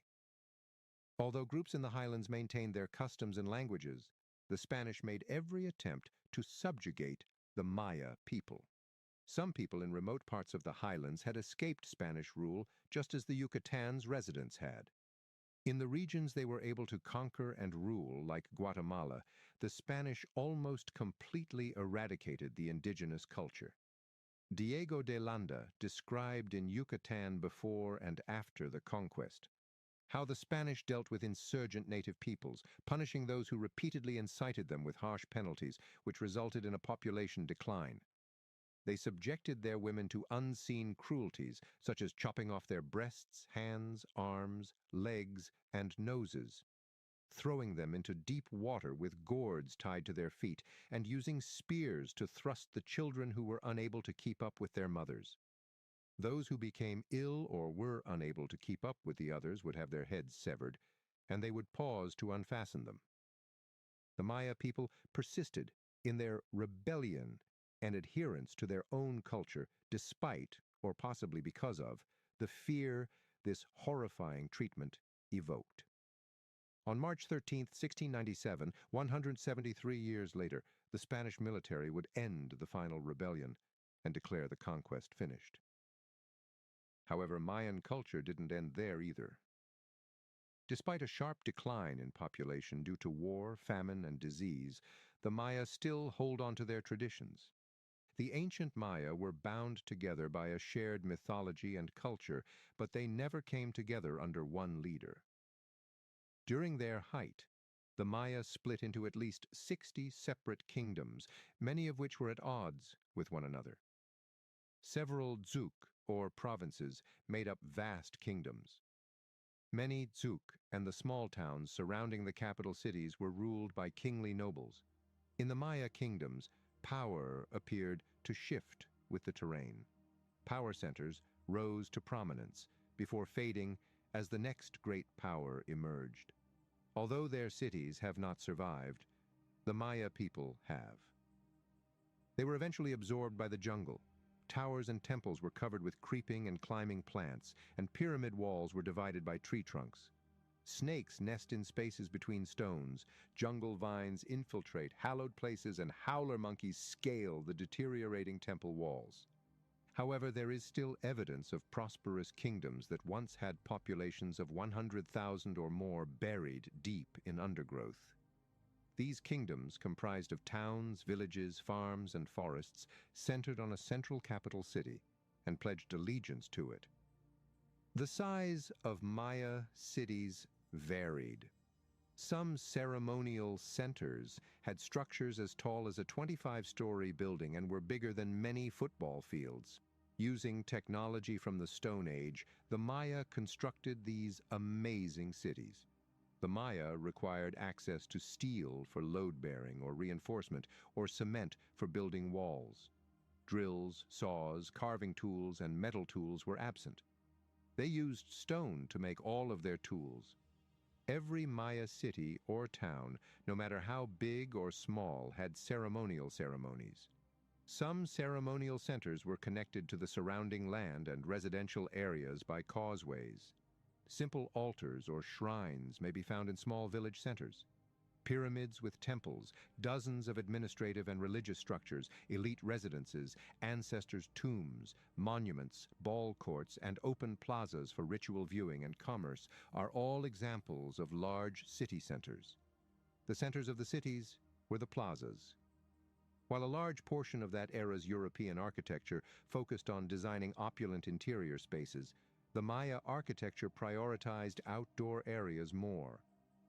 Only the gods, ancestor spirits, and a select few had access to most of their small, dim interior spaces. They built ornate outdoor stages with courtyards and plazas for rituals, festivals, and processions to hold sizable crowds. Maya architects designed their buildings to encompass motion and performance, so that they operated like stage sets in which drama and ritual unfolded. Linda Shaley and Peter Matthews wrote in the Code of Kings. The pyramid at Tikal serves as a magnificent illustration of the importance of outdoor space. Only 3 small rooms, each less than 15 feet by 10 feet, make up the pyramid's 500,000 cubic feet. People constructed stone public buildings, plastered them, and carved images that denoted the structure's purpose. For example, a temple might display pictures of gods or the king dressed as a god, a palace might depict a dynasty, and a ball court might show athletes playing a game. Occasionally, the pictures were carved into stucco, a plaster of lime, water, and vegetable gum. When fully set, stucco was as hard as polished marble and a brilliant white. The Maya obtained lime for the plaster by burning limestone. Only a knee-high pile of lime was left behind after the Maya burned a dozen or more fully grown trees to reach the high temperatures required to burn the limestone. The limestone used for construction was quarried, dug out, and carved by Maya builders using stone tools. Moving the stone from the quarry to the construction site required a lot of labor. Due to the lack of large working animals to pull them, the Maya needed carts. They also lacked cranes and other lifting equipment, but they did know the fundamentals of how pulleys and levers operated. Everything had to be carried in straps and baskets. Large stones were hauled on logs, which served as rollers. It is hard to imagine the work involved in the construction of the esplanade, a long open area for walking. Supporting the governor's palace at Uxmal, a level area 600 by 500 feet raised 40 feet off the ground, writes Henri Sterlin in Living Architecture. Mayan, describing the materials needed to build just one platform. About 12 million cubic feet of materials weighing nearly 1 million tons are included. This only applies to one platform, not even the biggest one. Many unskilled workers were needed for plaster mixing and building material hauling during construction, as well as many specialties. Architects had a thorough understanding of Maya mythology and construction techniques to properly align new construction with existing structures. They revered buildings oriented on an east-west or north-south axis. The building's wood lintels, which support the tops of windows and doorways, and stone facades, which face public spaces, were embellished with sculpture. Artists colored stucco bas-reliefs and painted murals. Some artisans became so well known that they were hired to build structures in other Maya regions. Before and after the conquest, Diego de Landa wrote about the remarkable building skills of the Maya in Yucatan. They are a marvel. The buildings themselves and their quantity are the most remarkable thing that has been found, he remarked of the structures. At first, Maya temples resembled the homes where the people lived. Perched atop earthen mounds were tiny thatched huts. However, the platforms for these thatched shrines became more ornate as early as 1500 BCE. The Mayans built temple platforms by stacking flat stones in places where there was an abundance of stone. Stone stairways were added along the sides as the platforms expanded.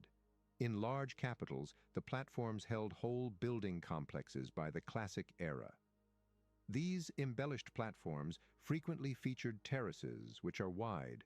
level spaces perfect for ornate ceremonies, resembling the layers of a wedding cake. Imagine observing dancers performing on various levels from the plaza in ornate feathered costumes. Temples stood on platforms that encircled the public plazas. They arranged these platforms in a particular sequence. Temples were also set up in holy clusters on the platforms. One of the oldest configurations had the temples in a triangle, like the three-stone hearth in a normal Maya house. For the Maya, four-sided gropings were also significant. In their opinion, his form represented creation or the entrance to the underworld. The Maya constructed flat-topped pyramids with square or rectangular bases atop the platforms. Since these pyramids represented mountains to the ancient Maya, they named it the Wits, which translates to mountain. Pyramids of all kinds were revered. They considered the pyramids and actual mountains to be living, breathing beings. In fact, architects occasionally carved wrinkled brows, eyes, and ear ornaments into the pyramids. Numerous pyramids were used as enormous bases to raise temples to the sky. Some had tombs used for the interment of royalty. Some served as both tombs and temples. At ceremonies for the masses below, they threw one or two sacrificial victims from the summits of the pyramids. Numerous pyramids were built by priests and members of the royal family for climbing and to make striking entrances. Stairways were present on all four sides of many early pyramids. For example, the pyramids in Tika were built with a single stairway at the front. Some pyramids had secret stairways that allowed the elite to emerge from a hidden doorway or at the top of the building, seemingly magically. Hieroglyphics depicting ball game scenes or war memorials were found on some Maya stairways. They never carved the treads, but always the risers with details of the events. These hieroglyphic stairways were occasionally erected as a reminder to the authorities. In Naranjo, for instance, a staircase reminds the locals that Caracol vanquished them. To display prisoners or offer human sacrifices, they erect a few ceremonial staircases. The longest known hieroglyphic text in the Maya world can be found in Copan's hieroglyphic stairway. The 62 steps aces are nearly 33 feet wide, and 2,200 distinct glyphs adorn them. The steep ramps on either side of the stairway are decorated with designs of serpentine heads and birds. Copan's jaguar stairway is another striking staircase guarded by snarling jaguars and stone serpents. The planet Venus's cycle is connected to hieroglyphs on this staircase. At the top of the stairway, the temple entrance has an open serpent mouth with curved fangs and bird head-shaped molars. Temples were erected atop the tallest pyramids with flat summits. Only priests and members of the royal family had access to these hallowed locations. To tend to the gods and royal ancestors, the priests and kings ascended the lengthy stone staircases. The majority of Maya temples have small, dim, and claustrophobic chambers. Initially, the temples were merely thatched houses. However, once the Maya builders began using stone, they often used it to build temple walls. Roofs were thatched until the late pre-classic period, when corbelled vaulting was introduced. The Maya constructed these vaulted roofs by stacking rows of cut stones on facing walls, resembling an arch and an upside-down letter V. With each row, the space narrowed until it was possible to use capstones, carved stones, to span the two walls. The walls needed to be substantial and reasonably close together to sustain the roof's weight. As a result, the building was tall, but narrow. Roof combs were affixed to temple roof peaks by builders during the Classic era. Light stonework frames, called roof combs, held stucco or stone ornaments. They varied in height, and most were higher than the building below. According to Lynn Foster's Handbook to Life in the Ancient Maya World, roof combs were a form of sculpture billboard that the general public could see from a considerable distance. The purpose of the temple was promoted by its decorations. Royal cemeteries were found in some temples. They publicly declared the king's divine right to rule, traced royal dynasties, and praised the ruler buried beneath in their hieroglyphic texts and decorations. Rituals and ceremonies were conducted by royalty in other temples. They praised particular gods or showed the blood rites performed inside. The elite of the Maya. There was a unique class system among the Maya. The royalty, kings and their families, were at the top. The nobles or elites were beneath them. Then there were farmers and laborers of all kinds, including highly skilled laborers like architects, craftspeople, and scribes. At the bottom of the hierarchy were enslaved people, who were frequently taken from the frequent Maya wars. Most palaces were built next to the biggest plaza in the city center. Altars were positioned on platforms, just like in temples, but the platforms' styles were different. Palace platforms were low and dispersed, but temple platforms appeared to rise into the clouds. In cities that prospered during the classic era, a ruler might host a visiting noble or consult with his advisors in the rooms at the front of the palace. The palace at Uxmal was made up of 4 buildings and 80 tiny, cell-like rooms that were connected like necklace pearls. The Palanque Palace had 3 toilets and indoor plumbing. For privacy, many palace rooms had movable curtains and sleeping benches. Palaces served as compounds for the community's elite, the extended royal family, and their slaves and servants. It is still being determined whether these homes will be used permanently or only temporarily for festivals and other special occasions. Naturally, there were expectations among those who funded these lavish residences for their rulers. It was the ruler's duty to use complex rituals to appease the gods. According to the reasoning, the gods sent just enough rain to support crop growth without flooding them. They don't cause volcanic eruptions, earthquakes, or violent storms. The common people worked to construct and maintain opulent tombs, monuments, temples, irrigation canals, and other public works in return for the ruler's position as a diplomat to the gods. The elite constructed their homes using stone and added ornamental work to the outside. While some had stone roofs, the majority had thatched roofs. They frequently had interior pass-through doors between rooms, passageways, and staircases, and they usually had separate rooms. Many had tiny windows as well. People went about their daily lives outside and slept on red stone benches plastered along the walls. Compared to ordinary villagers, elite homes had more ornate dedication ceremonies. But they all had the same function: to beg the gods to give the house a soul. Maya people of all social classes frequently offered to the gods and placed them beneath the floors of their houses. They put jade, shell ornaments, mirrors, intricately crafted fantastic shapes, bloodletting tools, honey, obsidian blades, and other valuables in buckets of stone or clay covered with plates. These offerings aimed to improve the connection between the spirit realm and the household and make it easier to enter the supernatural realm.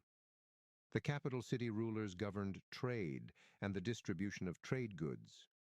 Laws controlled who could make stone monuments, who could eat special drinks like chocolate, and who could wear expensive clothes like jaguar skins. During the post-classic era, monarchs supported bustling marketplaces in the capital city's expansive plazas. The king kept a portion of each transaction as a sales tax to fund the kingdom. Their officials patrolled the area to keep the peace and collect the king's share, and some plazas served as marketplaces. Trade was given priority in the layout of these plazas. The plazas were reached by causeways, and foreign merchants could stay comfortably. The ancient Maya relished their open-air marketplaces, just as people do today. They were hubs for socializing and idea-sharing and being places to shop. Elevated, brilliant white causeways connected the capital's center to various regions. These roads were constructed by mounding rubble, adding stone edges, and then covering the surface with white lime plaster. They were between 2.5 and 8 feet high. Instead of plastering roads in the northern lowlands, white marble, a soft type of limestone, was frequently tamped down and wet. Causeways, such as the one that connects the Castillo to the sacred well at Chichen Itza, were occasionally constructed by people to link sacred locations, but they usually stretched outward from the capital's entrance. My causeways connected one capital city to another, which could have connected a conquering city or its newly conquered lands to allies. The route from Nakbe to El Mirador is among the oldest. Yaxuna and Koba are connected by the longest known road, which is almost 13.5 feet wide and more than 60 meters long. Because of the high rate of counterfeiting, one could only trust a small number of buyers in the market. The Aya occasionally paid a merchant by hollowing out cacao beans and filling them with dirt. However, the Maya were generally reliable. There was no such thing as usury, loaning money with exorbitant interest rates. Only a small percentage of people made purchases using cash. Bartering was a common way to exchange goods or services of equal value. A woman might trade salted fish for a day of weaving. A man might help build a house in return for an obsidian knife. The Maya exchanged manufactured goods like jewelry, pottery, and cloth, as well as raw materials like feathers, salt, and obsidian. Local commerce was practiced by the community, and regional commerce in regions with comparable environmental conditions. Long-distance trade was practiced by the Maya regions, who traded lowland cotton and salt for highland jade and obsidian. Eventually, trade between Maya cities and other Mesoamerican cities was a part of long-distance trade. The primary goal of long-distance trade was initially to elevate the status and authority of the elite. Royal families strengthened their bonds by exchanging exotic gifts. A king's standing was raised by connections with far-off and strong kingdoms. Rare objects from afar exalted the ceremonies carried out by priests and aristocrats. In Mayan art, kings are depicted sitting on their thrones as they are given sacks of tribute gifts by delegates from subjugated or dependent regions. Occasionally, the tribute was offered in the form of labor. Merchants can trade handcrafted goods in local markets. Long-distance trade is possible for merchants seeking exotic or surplus goods. As trade routes grew and merchants discovered new markets, trading grew to include goods the average person could use. As trade increased, so did the wealth and power that came with it. For an economy to grow, trade is essential. Changing trade routes were blamed for the rise and fall of numerous great Maya centers. Key cities dominated the most practical routes for transporting materials, such as waterways for canoes and access to raw materials like jade and obsidian. It was crucial to regulate a trade route's entry length. It was essential to make sure trade goods were transported safely. Tikal and its allies fought Calakmul and its allies for control of the lowland's main trading network during the late Classic period. During the post-Classic era, Chichen Itza was a major destination on a vast, long-distance trade route that extended into present-day Mexico and down to Central America. Long-distance trade provided the opportunity to introduce new ideas and technologies while expanding the range of products and raw materials. Porters used elevated roads and trails to transport their cargo. They used a strap across their forehead to balance the load and distribute the weight of the heavy bundles they carried on their backs. To transport goods overland, merchants occasionally promoted the use of human caravans, groups of people traveling together, usually traders, with runners serving as messengers. Since the Maya lacked wheels, they never used carts to move goods. But along river and coastal routes they used canoes of all sizes. The conflict between the Maya. Although warfare was widespread in the ancient Maya world, its objectives were rarely comparable to contemporary conflict.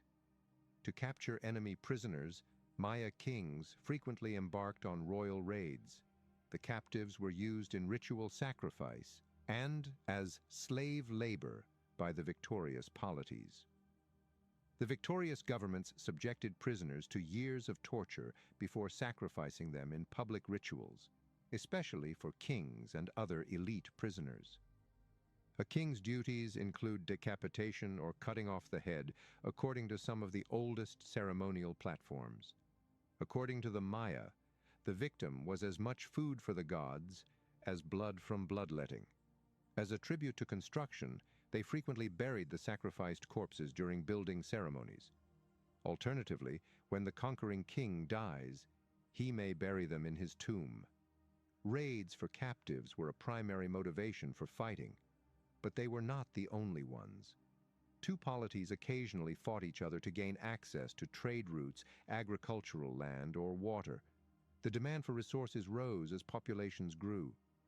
One polity's ruler may invade another, destroy its structures, and expel its citizens, eliminating the source of competition.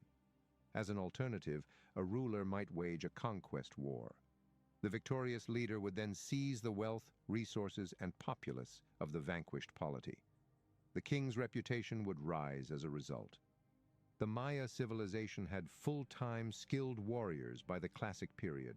Stone points were affixed to wooden spears or darts to create their weapons. Soldiers wore combat jackets and strapped their rolled-up shields to their backs. On their helmets, warriors frequently painted pictures of animal protectors.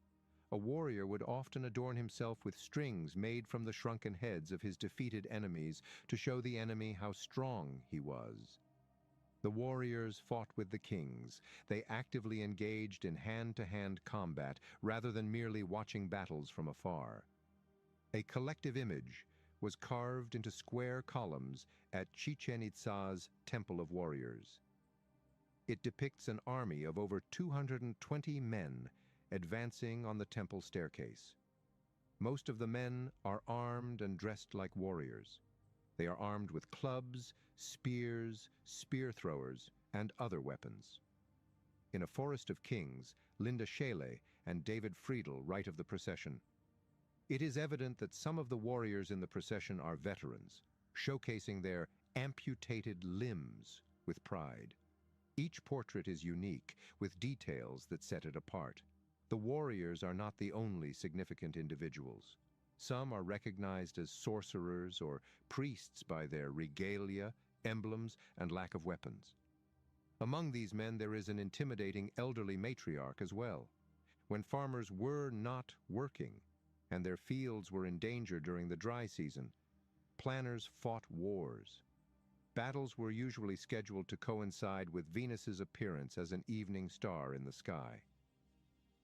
The preparation for the war also included this ceremonial aspect of combat. A warrior prepared his body for what was regarded as honorable service to his king by fasting and undergoing purification rites for days before combat.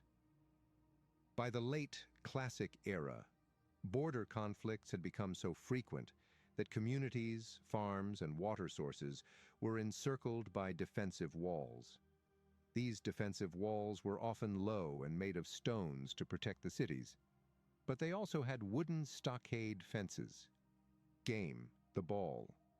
The Maya and people all over Mesoamerica loved playing the ball game. There was at least one ball court in almost every major city, and some had several. No other Maya city had as many ball courts as Chichen Itza, with 13. The Great Ball Court at Chichen Itza was the biggest in Mesoamerica. With two flaring end zones and a long center field, the Great Ball Court's paved stone playing field was shaped like a capital Y. The center line was marked by some courts on the two parallel walls enclosing the playing area and others directly on the field. These walls may slope away from the court or be straight. At Chichen Itza, the walls were inclined outward. High on the walls, at right angles to the floor, were stone hoops. Many of the ball court walls were covered in myths of Maya creation.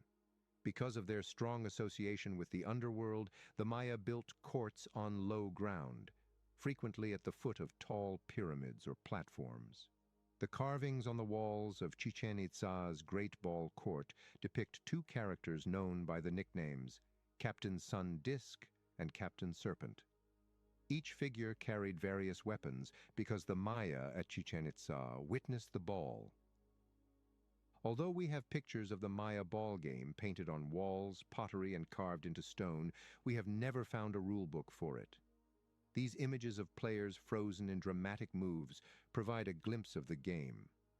The ball was heavy due to its solid rubber construction and was bigger than a basket. Coring tools were the high-mounted stone hoops on the walls. The playing ball was bigger than the hoops. Scoring was made simpler by the hoops' small size and vertical placement. The players' incapacity to use their hands made the situation more difficult. Players covered their midsection, knee, and forearm with protective padding. The Mayans used the padded portions of their bodies to pass the ball. Many photos show players sliding under the ball to keep it from hitting the floor, which suggests that the ball was not permitted to touch the court floor. All courts are very different, even at the same location, and there were probably regional differences in the rules. A game directly related to the ancient one is still played in parts of northern Mexico. The players can hit the ball with their forearms, but not their hands. Because of its weight, players usually try to hit the ball with their hips. This enables players to use their entire body to push the ball higher. The game ball represented a sacrificial head, and the Mayans thought the ball game they played was similar to a battle. In fact, people may have been decapitated and sacrificed by having their heads cut on the ball court. At Chichen Itza, the Great Ball Court is adjacent to a skull rack platform for storing severed heads, and some pictures show the game with heads rather than balls. At the Chichen Itza Ball Court, a carving depicts two teams of 7 players competing against one another. One player is holding a severed head in one hand and a knife in the other. A headless body kneels across from him. Rather than blood spurting from the headless body, snakes emerge from the neck on either side of a tree. This represents the rebirth brought about by blood sacrifice. The gods, who bestowed fertility and good fortune, were fed by the blood sacrifice. Death and rebirth were represented by the ball players and the game. The winning team's captain is also depicted in the Great Ball Court carving, reaching out his neck to the losing team captain, who then chops off the winner's head. This seems like a meager prize for winning. Nonetheless, this decapitation was regarded as a sacred honor by the Maya. The other world, where souls reside after death, was immediately open to anyone killed in this manner. This is not to say that the victorious captain must sacrifice himself at the end of every ball game. Reenacted in a more symbolic form as a ball game, the images on the ball court depict a mythical tale of sacrifice. But during the classic era, elites engaged in ball games, occasionally making captive rulers play on the other team. Usually, the local elites sacrificed the losing lord after winning the game. Some of the best artwork in Mesoamerica was created by Maya artists. These included mosaics, delicate carvings, beautifully painted ceramics, and pictures made from pieces of colored stones like jade and shells. In addition, they created intricate sculptures, exquisite gold items, masks, and ceremonial headpieces. The exterior and interior of the buildings were decorated with vibrantly painted murals. The most skilled craftspeople in palace workshops produced superior goods that elevated their owner's status. The majority of those artisans were themselves elite. Red clay was used to make cooking pots in the early pre-classic era. They had simple, elegant designs. By the end of the pre-classic era, Maya potters were producing artistic creations. Standing figures of people from all social classes were punched and pinched into shape by Maya potters, who then painted and stuccoed them. A king with a scepter and a farmer with a hoe were among the figures. Of course, potters made different pots. such as shallow, rimless bowls, 3-foot tripod pots, and sometimes screw-on lid containers. Instead of using a potter's wheel, Maya potters shaped clay into long ropes and then used their fingers to smooth the surface. Potters rubbed resin, a sticky gum made from tree sap, into the hardened clay to give it a glossy finish after baking the pots to harden them. The Maya potters were regarded as technologically advanced despite not using a wheel. They used an assembly line to produce some ceramics in large quantities. The most valuable material in the Aya world is jade, formed into basic shapes using molds. Amazingly, Aya artists could work with jade with only stone tools because it's harder than steel. The rarity of this stone and difficulty working with jade made it extremely valuable. We applied sand and water after making the first cuts with a cord pulled back and forth across the jade to increase the abrasion. Once the cuts from both sides were sufficiently deep, a hammer tap completed the break. Carvers employed blades made of chert and obsidian fastened to wooden handles. Tiny drills were made from owl bird bones. We completed the jade sculpture by rubbing the stone powder that remained after the cutting, drilling, and carving. The handcrafted decorations were then added. A specialist managed each manufacturing step before it was transferred to the following specialist on the assembly line, who carried out the subsequent production step. Painters made brushes from yucca fibers and animal or human hair affixed to hollow tubes. They also used sharp points for intricate work. The interior of a conch shell was a smooth, durable surface ideal for mixing paints. Painters used clay to make yellow, blue, and white pigments, charcoal to make black pigments, iron oxide to make red, and limonite to make yellow and brown pigments. These raw materials were combined with resin to produce vibrant, long-lasting colors. The Maya toolbox contained many different types of tools. Sharp cutting and scraping tools and weapon points were fashioned from flakes of chert, a hard, dark rock, and obsidian. Wood carvers fashioned fish hooks and needles from the bone. They also made loom tools for weaving, handles for stone axes, and whittled bows for shooting arrows. For the heavier stones, wood carvers used the volcanic rock basalt. When the Spaniards first arrived in America, they were astounded by the deep red ya fabrics that did not fade. It was the best dye they had ever seen made in Europe. The red dye came from cochineal insects. Cochineal insects cling to the underside of prickly pear cacti. The insect's female produces and stores a deep red pigment in her tissues. Cochineal dye gained so much popularity in Europe that it was the most valuable import after gold and silver, by promoting misleading information about the dye's origin, claiming it came from fruit rather than insects, banning the export of live insects, and preventing outsiders from accessing production facilities. Spain kept a monopoly on it for 2 centuries. The Oman Catholic cardinals' maroon robes and the Canadian counties' scarlet coats were dyed with cochineal. When the American colonists screamed, "The British are coming! The British are coming!" the coat uniform's vivid color came from cochineal dye. Cochineal dye is only approved by the U.S. Food and Drug Administration as a red coloring. Drinks, jam, sausages, and maraschino cherries are among the foods dyed with female cochineal bug parts. It had been several decades before anyone could read the Maya stories that were haphazardly painted on surfaces and carved into stone. In 1880, a team of German scholars led by Ernst Oestermann, 1822-1906, the head of the Royal Library in Dresden, Germany, set out to unravel the mystery of the intricate Maya calendar.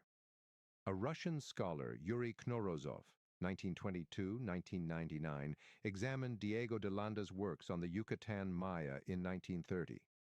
Knorozov discovered from Landa's explanations of the Mayan hieroglyphs that the system was a combination of sounds and images and adhered to rigorous linguistic conventions.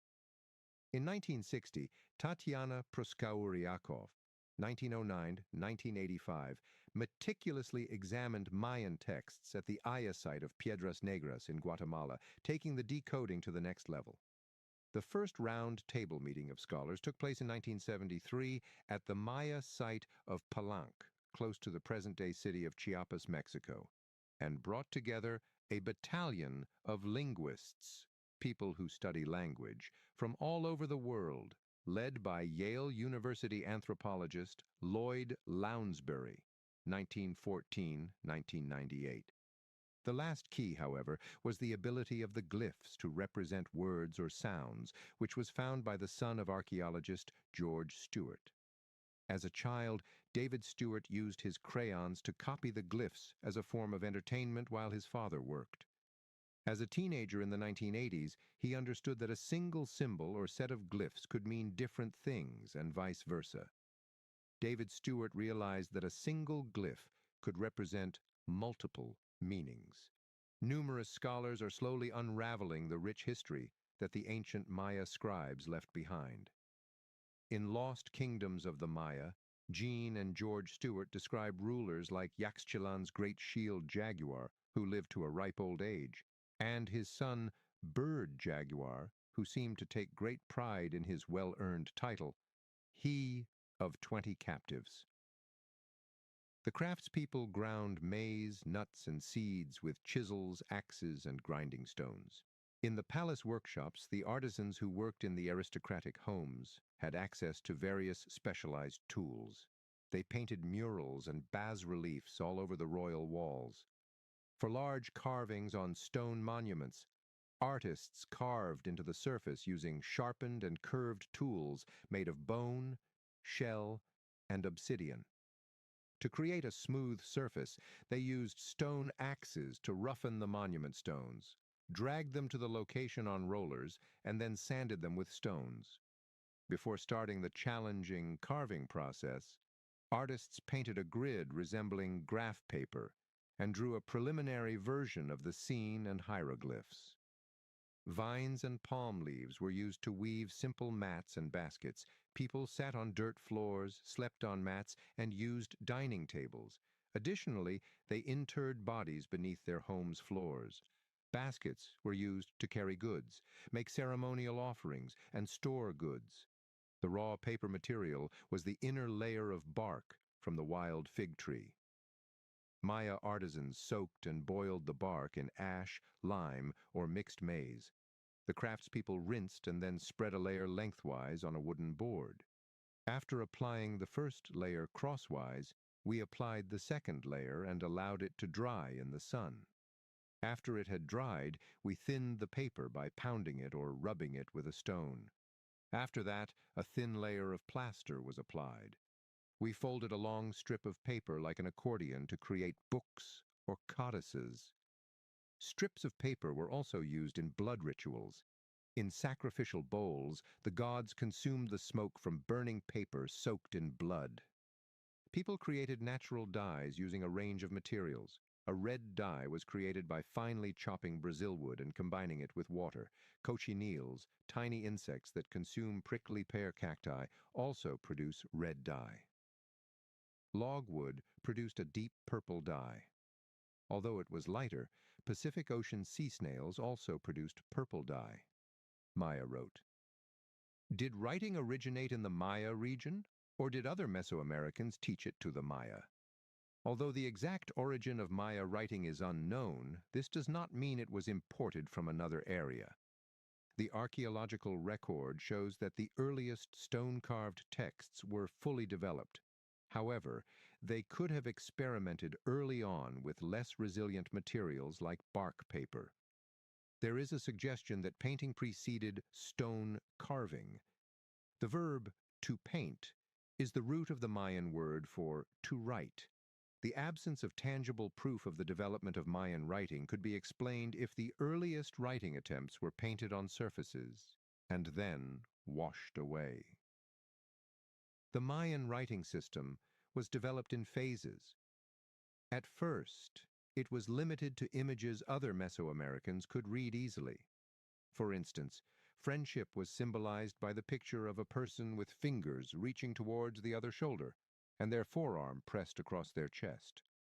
The Maya then added a feature where a picture represented an idea that sounded like what the picture depicted. In modern English, for example, an image of an eye could stand in for the concept I. Eventually, the writing system progressed to a point where specific symbols, akin to an alphabet, represented sounds and spelled out words. The Egyptian and Maya hieroglyphic systems are comparable in that they combine symbols for sounds with pictures.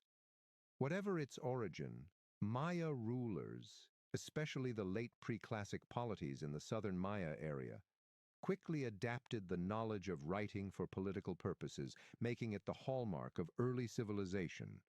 According to Robert J. Scherer's Daily Life in Maya Civilization, by incorporating some glyphs and ideas from other writing systems, the Maya created the most intricate writing system in the pre-Columbian New World. Maya kings and queens made the most of this new invention by documenting their valiant actions on stone monuments, painted walls, and wooden lintels, horizontal supports over a window or door. Scribes, those who copied out documents, carved or inscribed on anything from painted pots to bone and jade objects, if more private memorials were needed. These private journals were often interred with them by their owners. The Maya inscriptions contained a great deal of repetition. Words like bloodletting, battle victory, and accession, gaining rank, are used frequently. There are more images of warfare than any other. But there were other records about the ancient Maya besides the war. Scribes monitored the motions of visible planets and stars. For decades, they documented seasonal trends. These accounts made an accurate calendar and forecasts of eclipses and other astronomical occurrences possible. Ultimately, the Maya calendar and writing systems became the most advanced in the ancient Americas. Few people were likely to be able to read or write Maya hieroglyphs fluently, even though they were probably intended for the general public. There was something picture writing about the words etched on monuments. This is most likely because most people were illiterate. The scribes used a more pictorial writing style on public monuments, producing texts that even the illiterate could partially comprehend. The scribes were elite members, even though the texts were written with the general public in mind. In certain cases, they even belonged to the royal family. Some Maya scribes signed their names, identifying them as the first historians of the ancient Maya, in contrast to Egyptian scribes who never signed their work. The study of mathematics.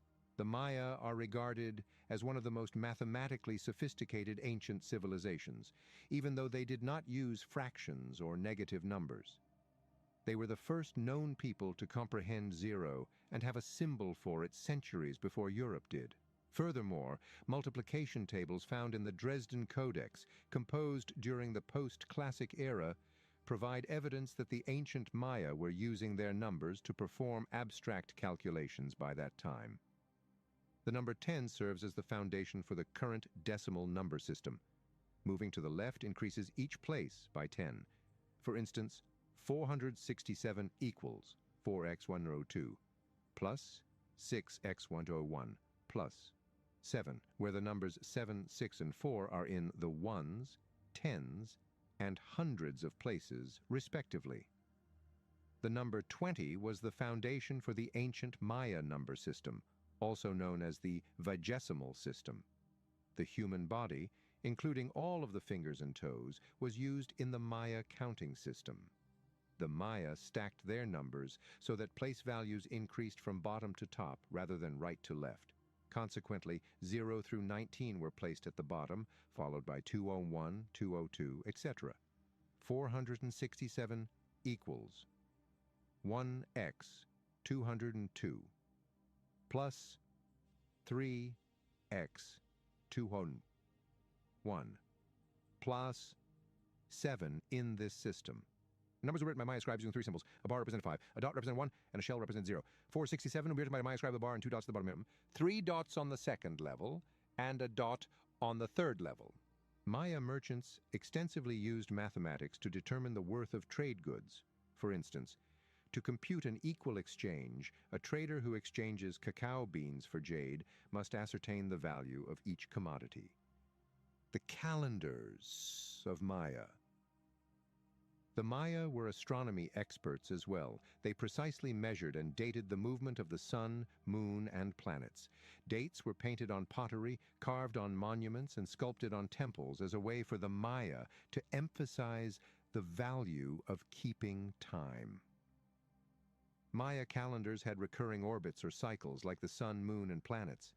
If a particular date brought misfortune, the next time would bring it again, according to the Maya belief that history repeats itself. The Maya kings, priests, and shamans could only carry out the appropriate rites to ward off evil by recognizing days of bad omens. Calendars were also used for future predictions. On auspicious days, which were frequently synchronized with the calendar cycles, feasts, festivals, celebrations, and commemorations occurred. It would have been unimaginable to carry out a ceremony, go to war, or even commemorate a birth without first checking the calendar.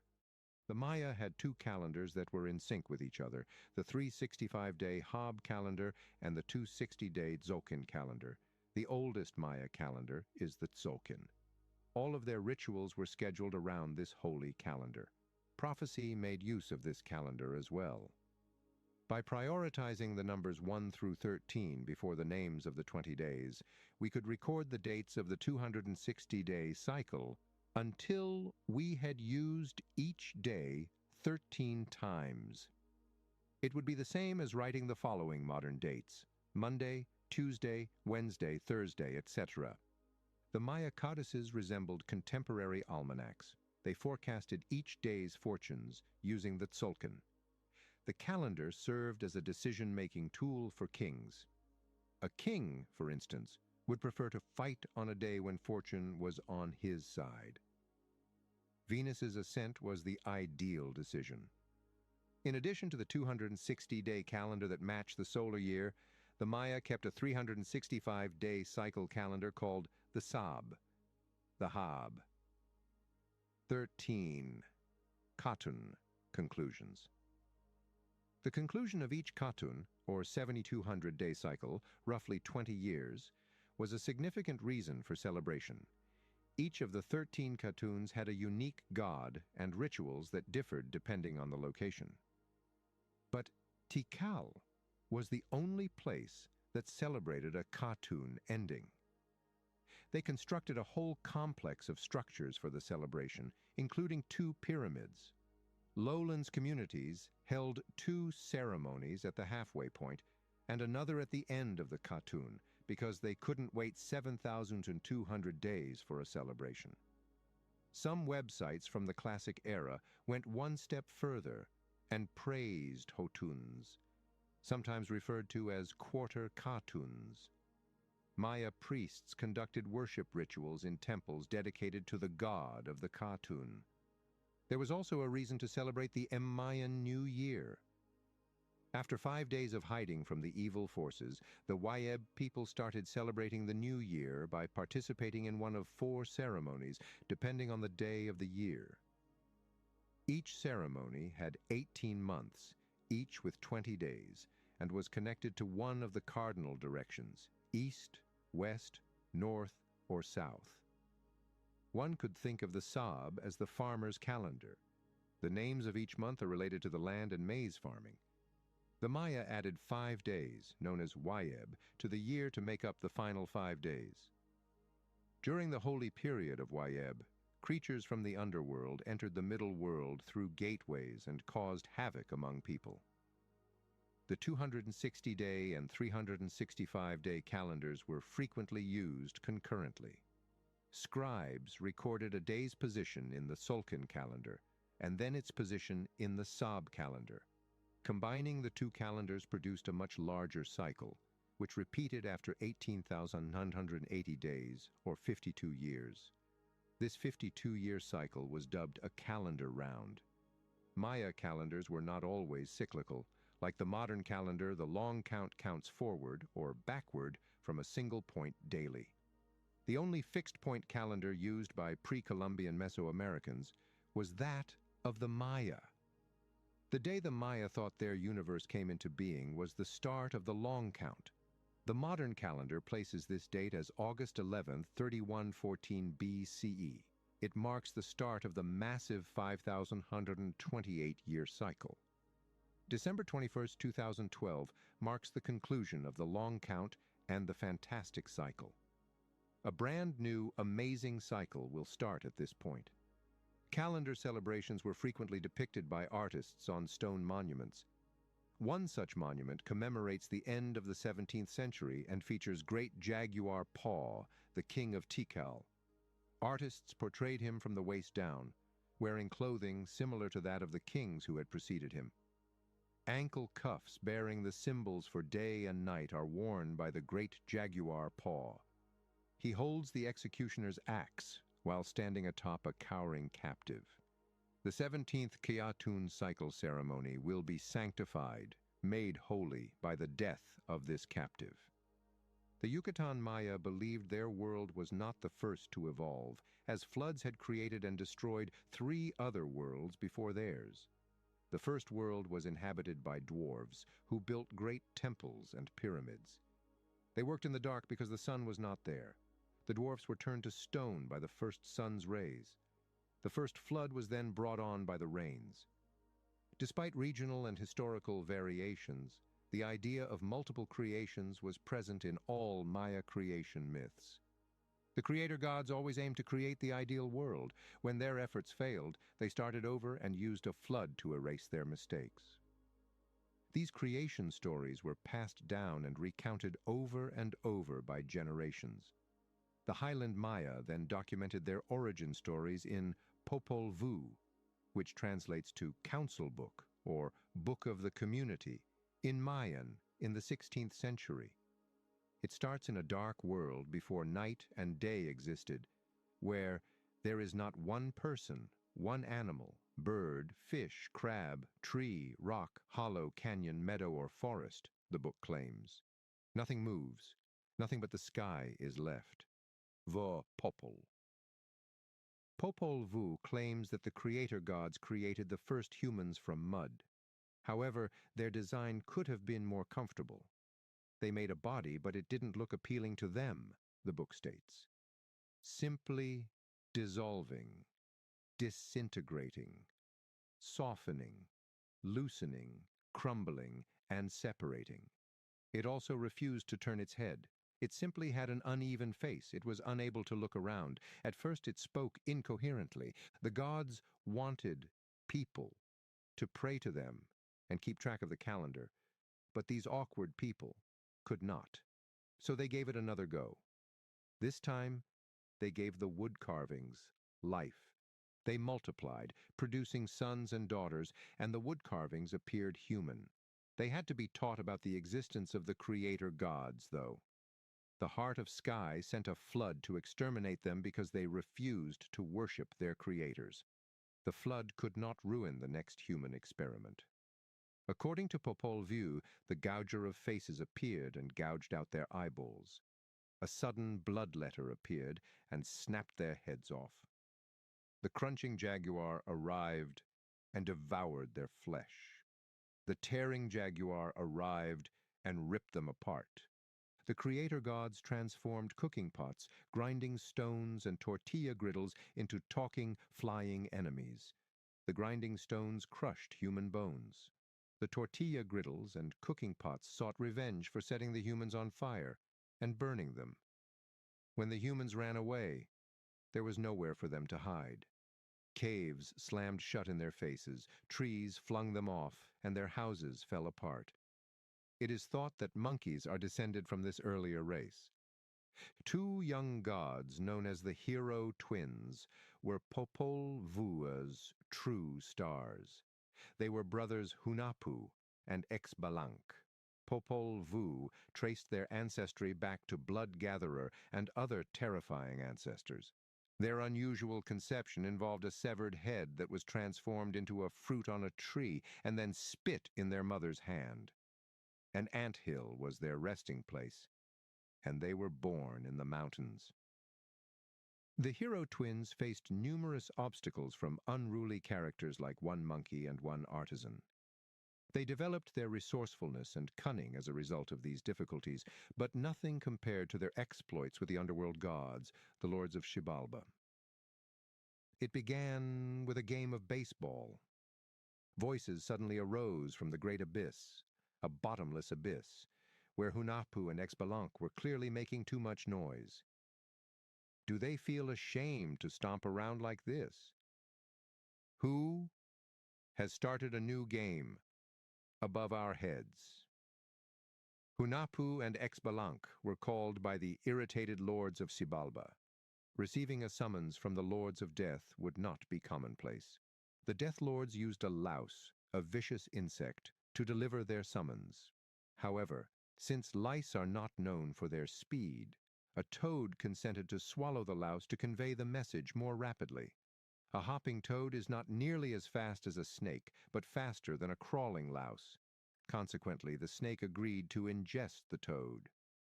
Furthermore, falcons can fly slower than snakes despite their agility. The falcon consented to swallow the snake as a result. The hero twins were playing on the ball court when the falcon flew directly there. The snake was vomited by the falcon. The toad was vomited by the snake. And the louse conveyed the summons of the death lords while trapped in the toad's teeth. Hunahpu and Exbalanque scaled the cliff into the great abyss and crossed the pus and blood rivers to get to the lords of Xibalba. They give each death lord a courteous greeting. One death good morning. Good morning, stripper scab. Good morning, pus demon. Bone scepter, good morning. Good morning, bloody teeth. They kept doing this until they had given each person a name. The hero twins' first night in the dark house. The Xibalba lords gave the boys a torch and cigars to burn all night. There was a catch, though.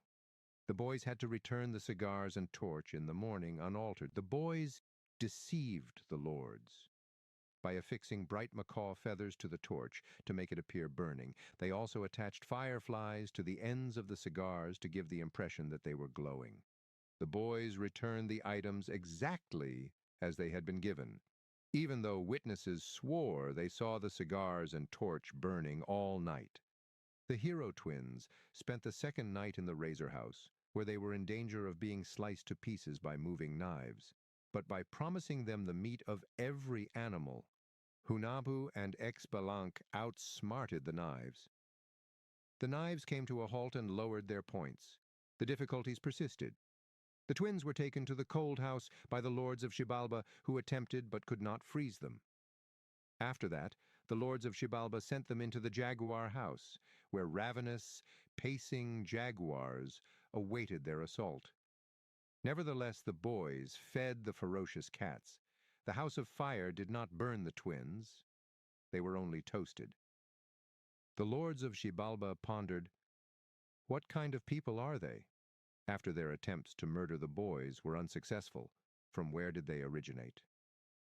The twins, meanwhile, became tired of the never-ending difficulties.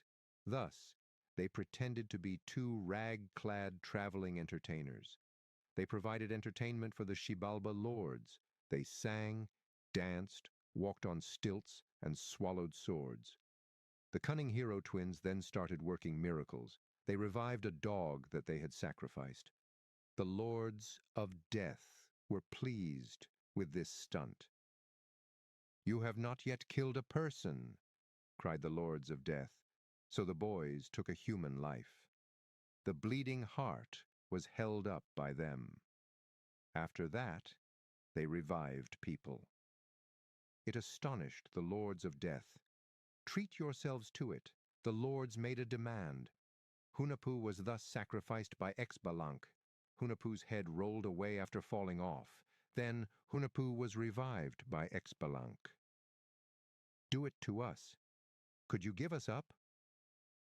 The lords of death let out a cry. The hero twins did too. However, they failed to revive the lords of death. The underworld, Xibalba, was reserved for the guilty, the violent, the wretched, and the afflicted after that. After that, the hero twins ascended directly from Xibalba into the sky, where one gleams like the sun and the other like the moon. The gods they had slain followed the hero twins into the sky. Popol Vuh said, "And so they came to accompany the two of them. They became the sky's own stars." The landscape of cosmic, priests, elites, and Maya kings all professed to possess unique abilities.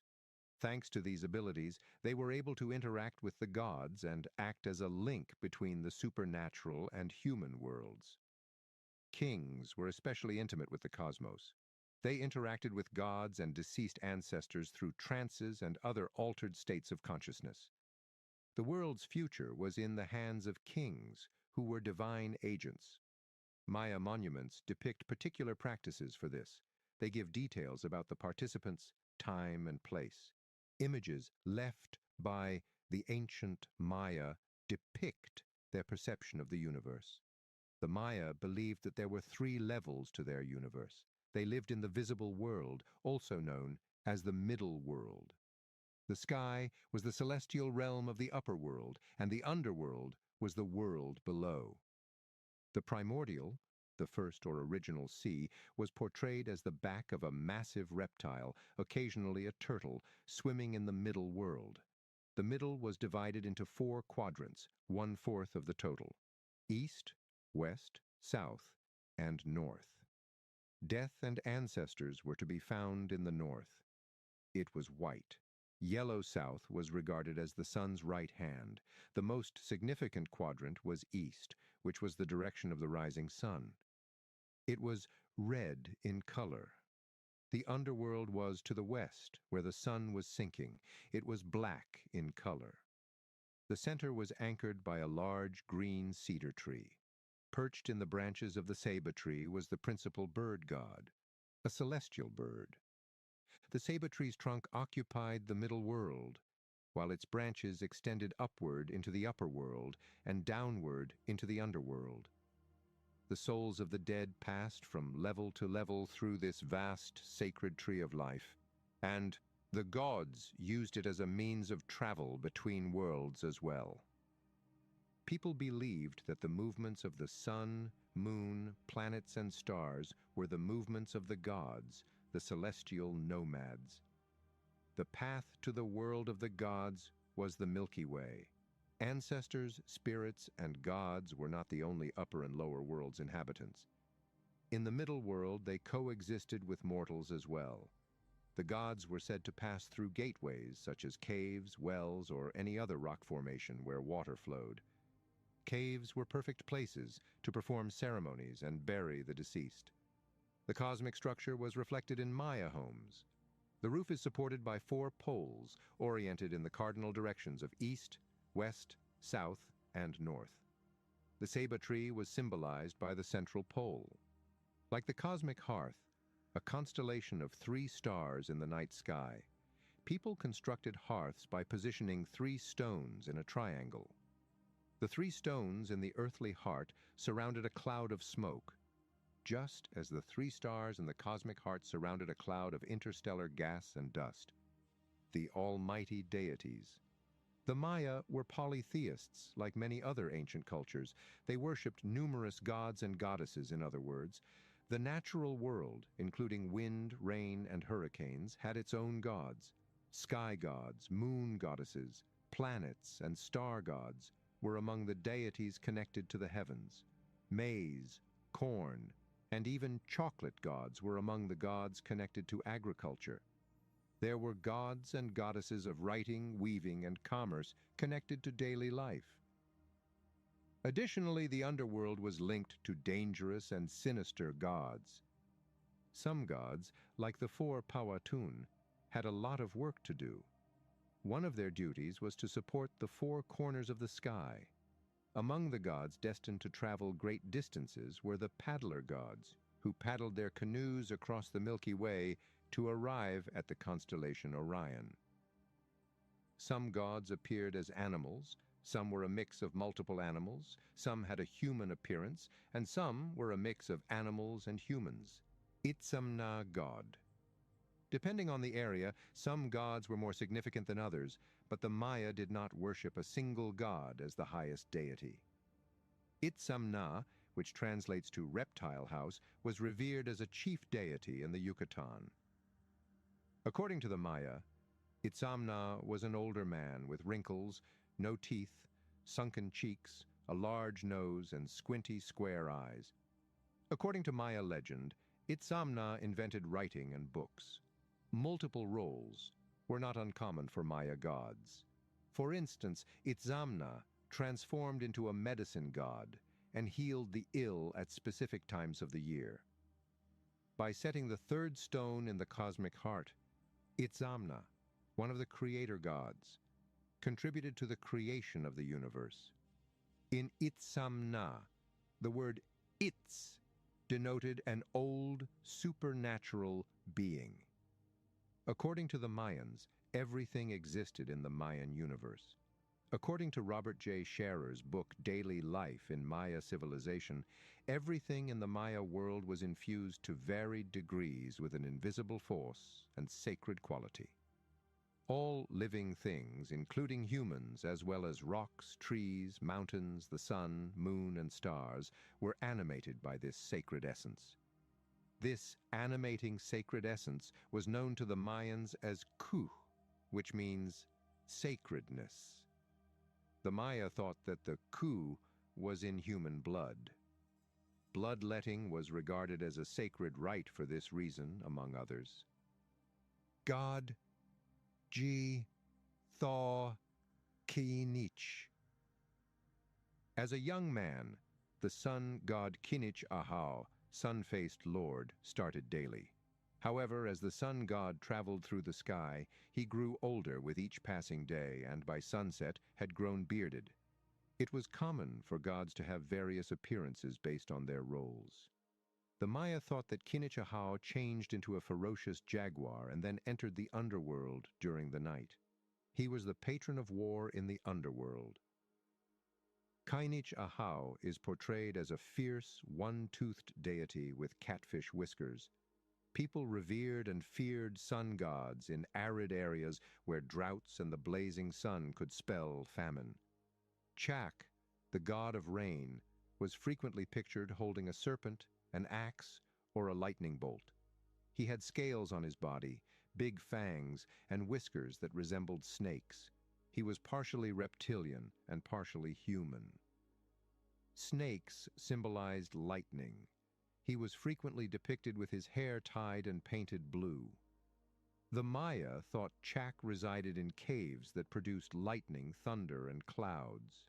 Thunder was produced when Chak struck strong objects with an axe while flying through the sky. One of the earliest Maya deities is Chak. 2,200-year-old stelae carvings depict Chak in two different roles. Chak is portrayed on one stela as a rain god who brings fish from a river and rain from the sky. Chak, however, is the violent warrior god brandishing his axe. Chak can be seen on the exterior wall of the Yucatan Peninsula's Palace of Masks at Caba. It is thought that the palace served as an administrative structure. The 260 identical giant masks of chalk that cover the building show how important the rain god must have been to the people of this drought-prone Maya region. Chalk often appeared during blood sacrifices. Just as rain fed the earth, bloodletting fed the gods. Although Chak was feared, he was also revered. Agriculture requires rain, but too much could destroy crops, and strong storms could be fatal. Hunhunahpu is the god. The most significant component of the Maya diet was maize or corn. Thus, the maize god Hunhunahpu, a name related to the calendar, was possibly the most significant of the Maya deities. Maya legends state that Hunahpu formed dough by combining blood and maize to create humans. The ancient Maya considered Hunhunahpu a symbol of fertility and the life cycle. Birth, death, and rebirth. They thought he was a young, attractive man. His head looked like an ear of corn sprouting maize plants, and his hair flowed like corn silk. God K, Ka Will. Certain gods were especially significant for kings. Through their association with the gods, kings transcended their earthly limitations and acquired absolute divine power. The lightning god, Ka Will, meaning scepter or spirit of the scepter, was frequently depicted as a guardian of the royal line on royal scepters, which were symbols of power. Ka Will was portrayed with a snake for 1 foot and an upturned snout. Often his forehead was punctured by an axe blade or a smoking torch. As a sign of their acceptance of power and authority, kings were presented with a null scepter during the accession ceremony. By throwing a lightning bolt at a mountain and splitting it in two, Ka Will found maize and cocoa in Popol Vuh. 2 plants grew inside, cocoa and maize. Kishim, God. Kisim, which translates to flatulent one, was the deity of decay and death. He was an underworld dweller. The ancient Maya occasionally drew Kisim that were entirely bone, including the teeth, skull, and bare ribs. To depict a decaying corpse, they occasionally depicted Kisim with rotten flesh, dripping sores, and a bloated abdomen. His head was adorned with wreaths, anklets, or bracelets made from strings of eyeballs. According to Maya legends, the owl is frequently accompanied by a kilim. Since owls hunt at night and have good night vision, this was a fitting pet. Owls are messengers who fly between the underworld and the middle world. Goddess Ixchel. The moon. Goddess Ixchel was known as the she of the rainbow. The Mayan word for rainbow is chel, and the Mayans feared rainbows. They believed that rainbows originated from dried-up wells, which they referred to as the anus of the underworld, and they characterized the multicolored light as the flatulence of demons. Rainbows were evil omens, signs of the future, and disease-associated. They predicted the end of the universe, floods, and even extreme weather. In her malevolent guise, Ixchel looked shabby and ancient, with claws and teeth. Many gods and goddesses assumed various forms depending on their function. Ixchel looked young and lovely in her kinder form. As the fertility and childbirth goddess, she frequently carried a rabbit. Costumed actors, dressed as gods, performed stories from Popol Vuh and other myths. According to the Maya, ritual dances allowed people to communicate in the supernatural realm by transforming them into gods. Ritual dances were performed by warriors, kings, priests, and nobles. Staffs, scepters, spears, rattles, and even live snakes were among the dancers' weapons. The long, colorful feathers on their headdresses swirled through the air when the dancers spun. Water lilies were used in some headdresses to represent the underworld's watery depth. The image of the god was connected to the ceremony, and kings wore wooden headdresses carved in front of them. The dancers made some headdresses and wrapped the fabric around their heads in a turban-like fashion. Each dance step caused the beads and shells on the dancers' vibrant necklaces to clatter. Every component of the performer's costume was revered and kept in the hallowed chambers of the temples. In Yaxchilan, a lintel is carved with a picture of Kingbird Jaguar IV and his partner doing the snake dance. This occurred on October 14, 767, based on the hieroglyphic text that goes with it. Decorative sandals, breastplates, wristbands beaded and boned, and plumed headdresses of quetzal feathers were all part of their elaborate costumes. Snakes were used to adorn bird Jaguar IV and his companion. At the Temple of Jaguars in Chichen Itza, a scene depicting multiple people dancing during Wayeb, the 5 days at the end of the year, is depicted in bas relief, a type of sculpture in which figures protrude from the background.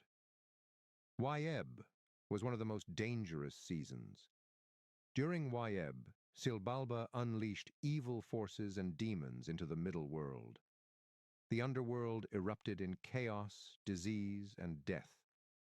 To ask the gods for protection from these malevolent forces, royalty performed the Wayeb dance. In the temple relief, flames erupt from the king's body, signifying his metamorphosis into a divine entity. The king is accompanied by numerous warriors. Because they were brave, the gods adored women and warriors. It took as much bravery to give birth as to fight a war. Ritual dances were also used to call forth the spirit companion, or the path. 6 lords from Tikal and Yachilan appear on a vase from 754 that was discovered in the Peten region, and they change into their own way Ob. 2 figures appear engrossed in the dance moves.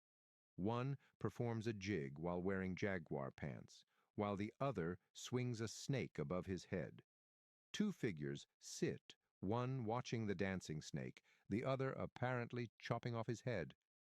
Above it, 2 figures with holy objects in their hands float. Throughout the year, the Maya enjoyed numerous festivals. The seasons were celebrated with annual festivals. Festivals were also held to commemorate significant occasions, like the coronation of a new monarch or the opening of a significant structure. In urban areas, people would travel great distances to witness these spectacles. Festivals and rituals were happy occasions for dancing and singing. Priests performed creation tales from ancient myths, including Popol Vuh. The ceremonial dances were performed on low platforms in the center of the plazas. The festivities were a haze of costume and color. The masks the dancers wore were carved to resemble gods. With every movement, brilliant feathers swirled and fluttered. Jaguar claws, crocodile teeth, and beads rattled with every dancer's step. What festival would be complete without a feast? The elite drank chocolate drinks while the diners were entertained by musicians, dancers, and jesters, clowns who became especially funny after the arrival of the Spanish. The banquet tables were covered with dishes of tomatoes and roasted poultry. During ceremonial feasts, the Maya drank balshe, made from tree bark, water, and fermented honey. In addition, the Maya celebrated many family events, such as weddings and days dedicated to their ancestors. Saunas today are comparable to Maya sweat houses. They were tiny, vaulted-ceilinged stone structures. Steam was produced by tossing water onto hot stones. The firebox used to heat the stones is usually built into the wall or the floor. The steam rooms featured benches for the sweat bathers to sit or lie down on and drains to remove extra water. During the late Classic period, stone sweat houses were especially well liked. There were 8 sweat houses at Piedras Negras in the Yucatan. This included 1 for the villagers and 2 in the royal palace. Sweat baths were used for several things, such as purification and ritual preparation, as the steam warded off evil spirits. Unusual pictures of rulers emerging from caves can be found on the site, especially at Piedras Negras. According to some historians, these pictures show kings coming out of sweat baths after having a religious experience. Sweat baths were used for relaxation and basic hygiene, among other reasons. They were also frequently included in prenatal care for expectant mothers. Sweat baths were another healing method used by the Maya. The Mayans thought they were a panacea for everything from snake bites to aching muscles. The invasion by the Spanish. Armies of conquistadors, the Spanish word for conquerors, did not launch the first European attack against the Maya. Instead, it manifested as illness. By 1516, smallpox had probably decimated the Yucatan's Maya. The Maya lacked immunity and had never encountered smallpox before the Spanish conquest. Despite several minor conflicts between the Maya and the Spanish, Hernán Cortés spearheaded the first significant military assault against the Maya. 11 ships anchored off Cozumel Island in 1519 carried 500 men. In Maya temples, they demolished the god images and installed Christian crosses in their place. However, the allure of gold pulled Cortés away, and he set sail to subjugate the Aztecs. 6 years later, in 1525, Cortés returned to the Maya region. On this occasion, it was to face one of his officers, a treacherous captain who had betrayed Spain and Cortés by staking claims to territory. Cortés made his way back on land. Europeans crossed the central and southern Maya lowlands for the first time during his expedition. The march was characterized by Robert J. Scherer in the Ancient Maya as one of the most formidable, sustained efforts in military history. With 150 horses, a herd of pigs, artillery, ammunition, and supplies, Cortés was joined by over 3,000 Mexican warriors and about 140 Spanish soldiers, 93 of whom were mounted on horseback. Scherer was astounded by Cortés's unwavering resolve. A well-trained modern army's strength and stamina would be put to the test if they had to carry so many men across this wilderness. Colonization and conquest. 1,000 years after the Maya civilization peaked, the Maya were conquered and colonized. The Spanish military had a major advantage because of their equipment. They carried guns and rode horses. The Mayans were armed against the Spanish guns with what amounted to pointed sticks and lacked beasts of burden to carry them. Despite this, the Spanish required assistance in defeating the Mayans. It took almost 200 years to bring them under control. In the middle of the 16th century, the Spanish colonized a large portion of the Maya region and converted many Maya people to Christianity. However, it would take 150 years for the Itza people in the Petén to be subject to Spanish domination. Ultimately, the resources for their demise came from the Maya themselves. Maya capitals engaged in conflict, as they had done throughout history.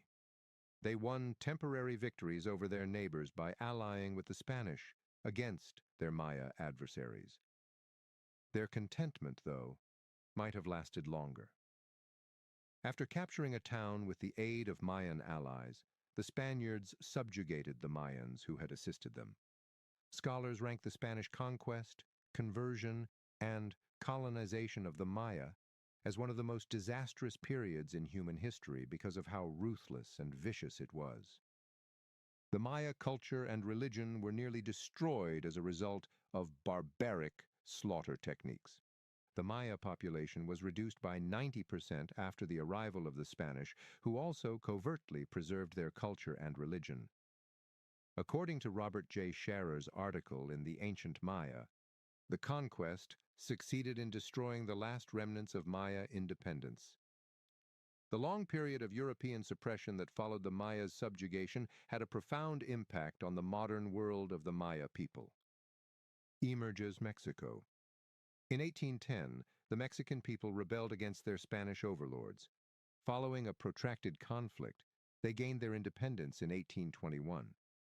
The Yucatan and its inhabitants, the Maya, were included in the newly formed country of Mexico. In a new nation, the Mayans were officially free, but most had no means of subsistence other than working on the farms of rich landowners. The original Spanish conquerors were the ancestors of these landowners. The Maya who labored on these haciendas, or estates, were no more valuable than enslaved people. By keeping the Maya in debt, the Spanish landowners took advantage of their situation and exercised control over them. They were forced to keep working on the haciendas because they were never paid enough to pay off their debt. Life was not much better for the tiny Maya communities spread across Mexico who fought to keep their independence from the haciendas. They were extremely poor. The Mexican populace was experiencing unrest in the 1840s. Several uprisings were sparked by poverty and the unjust social structure. The Maya people were promised land with tax rates that would enable them to pay off their debts to the haciendas if they served in the Mexican military. This was because the Mexican government needed soldiers to keep the peace.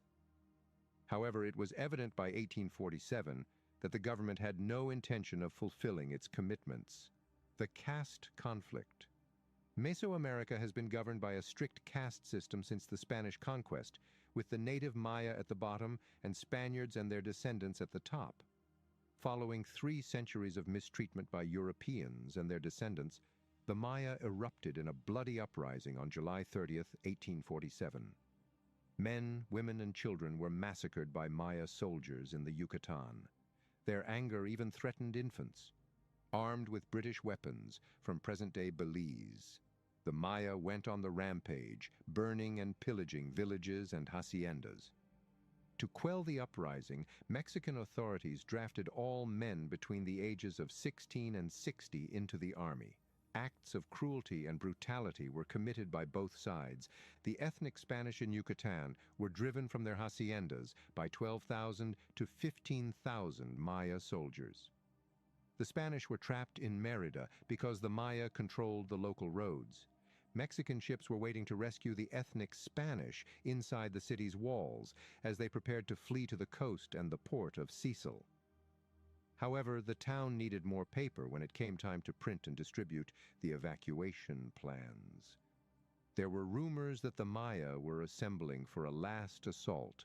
There would be no exceptions.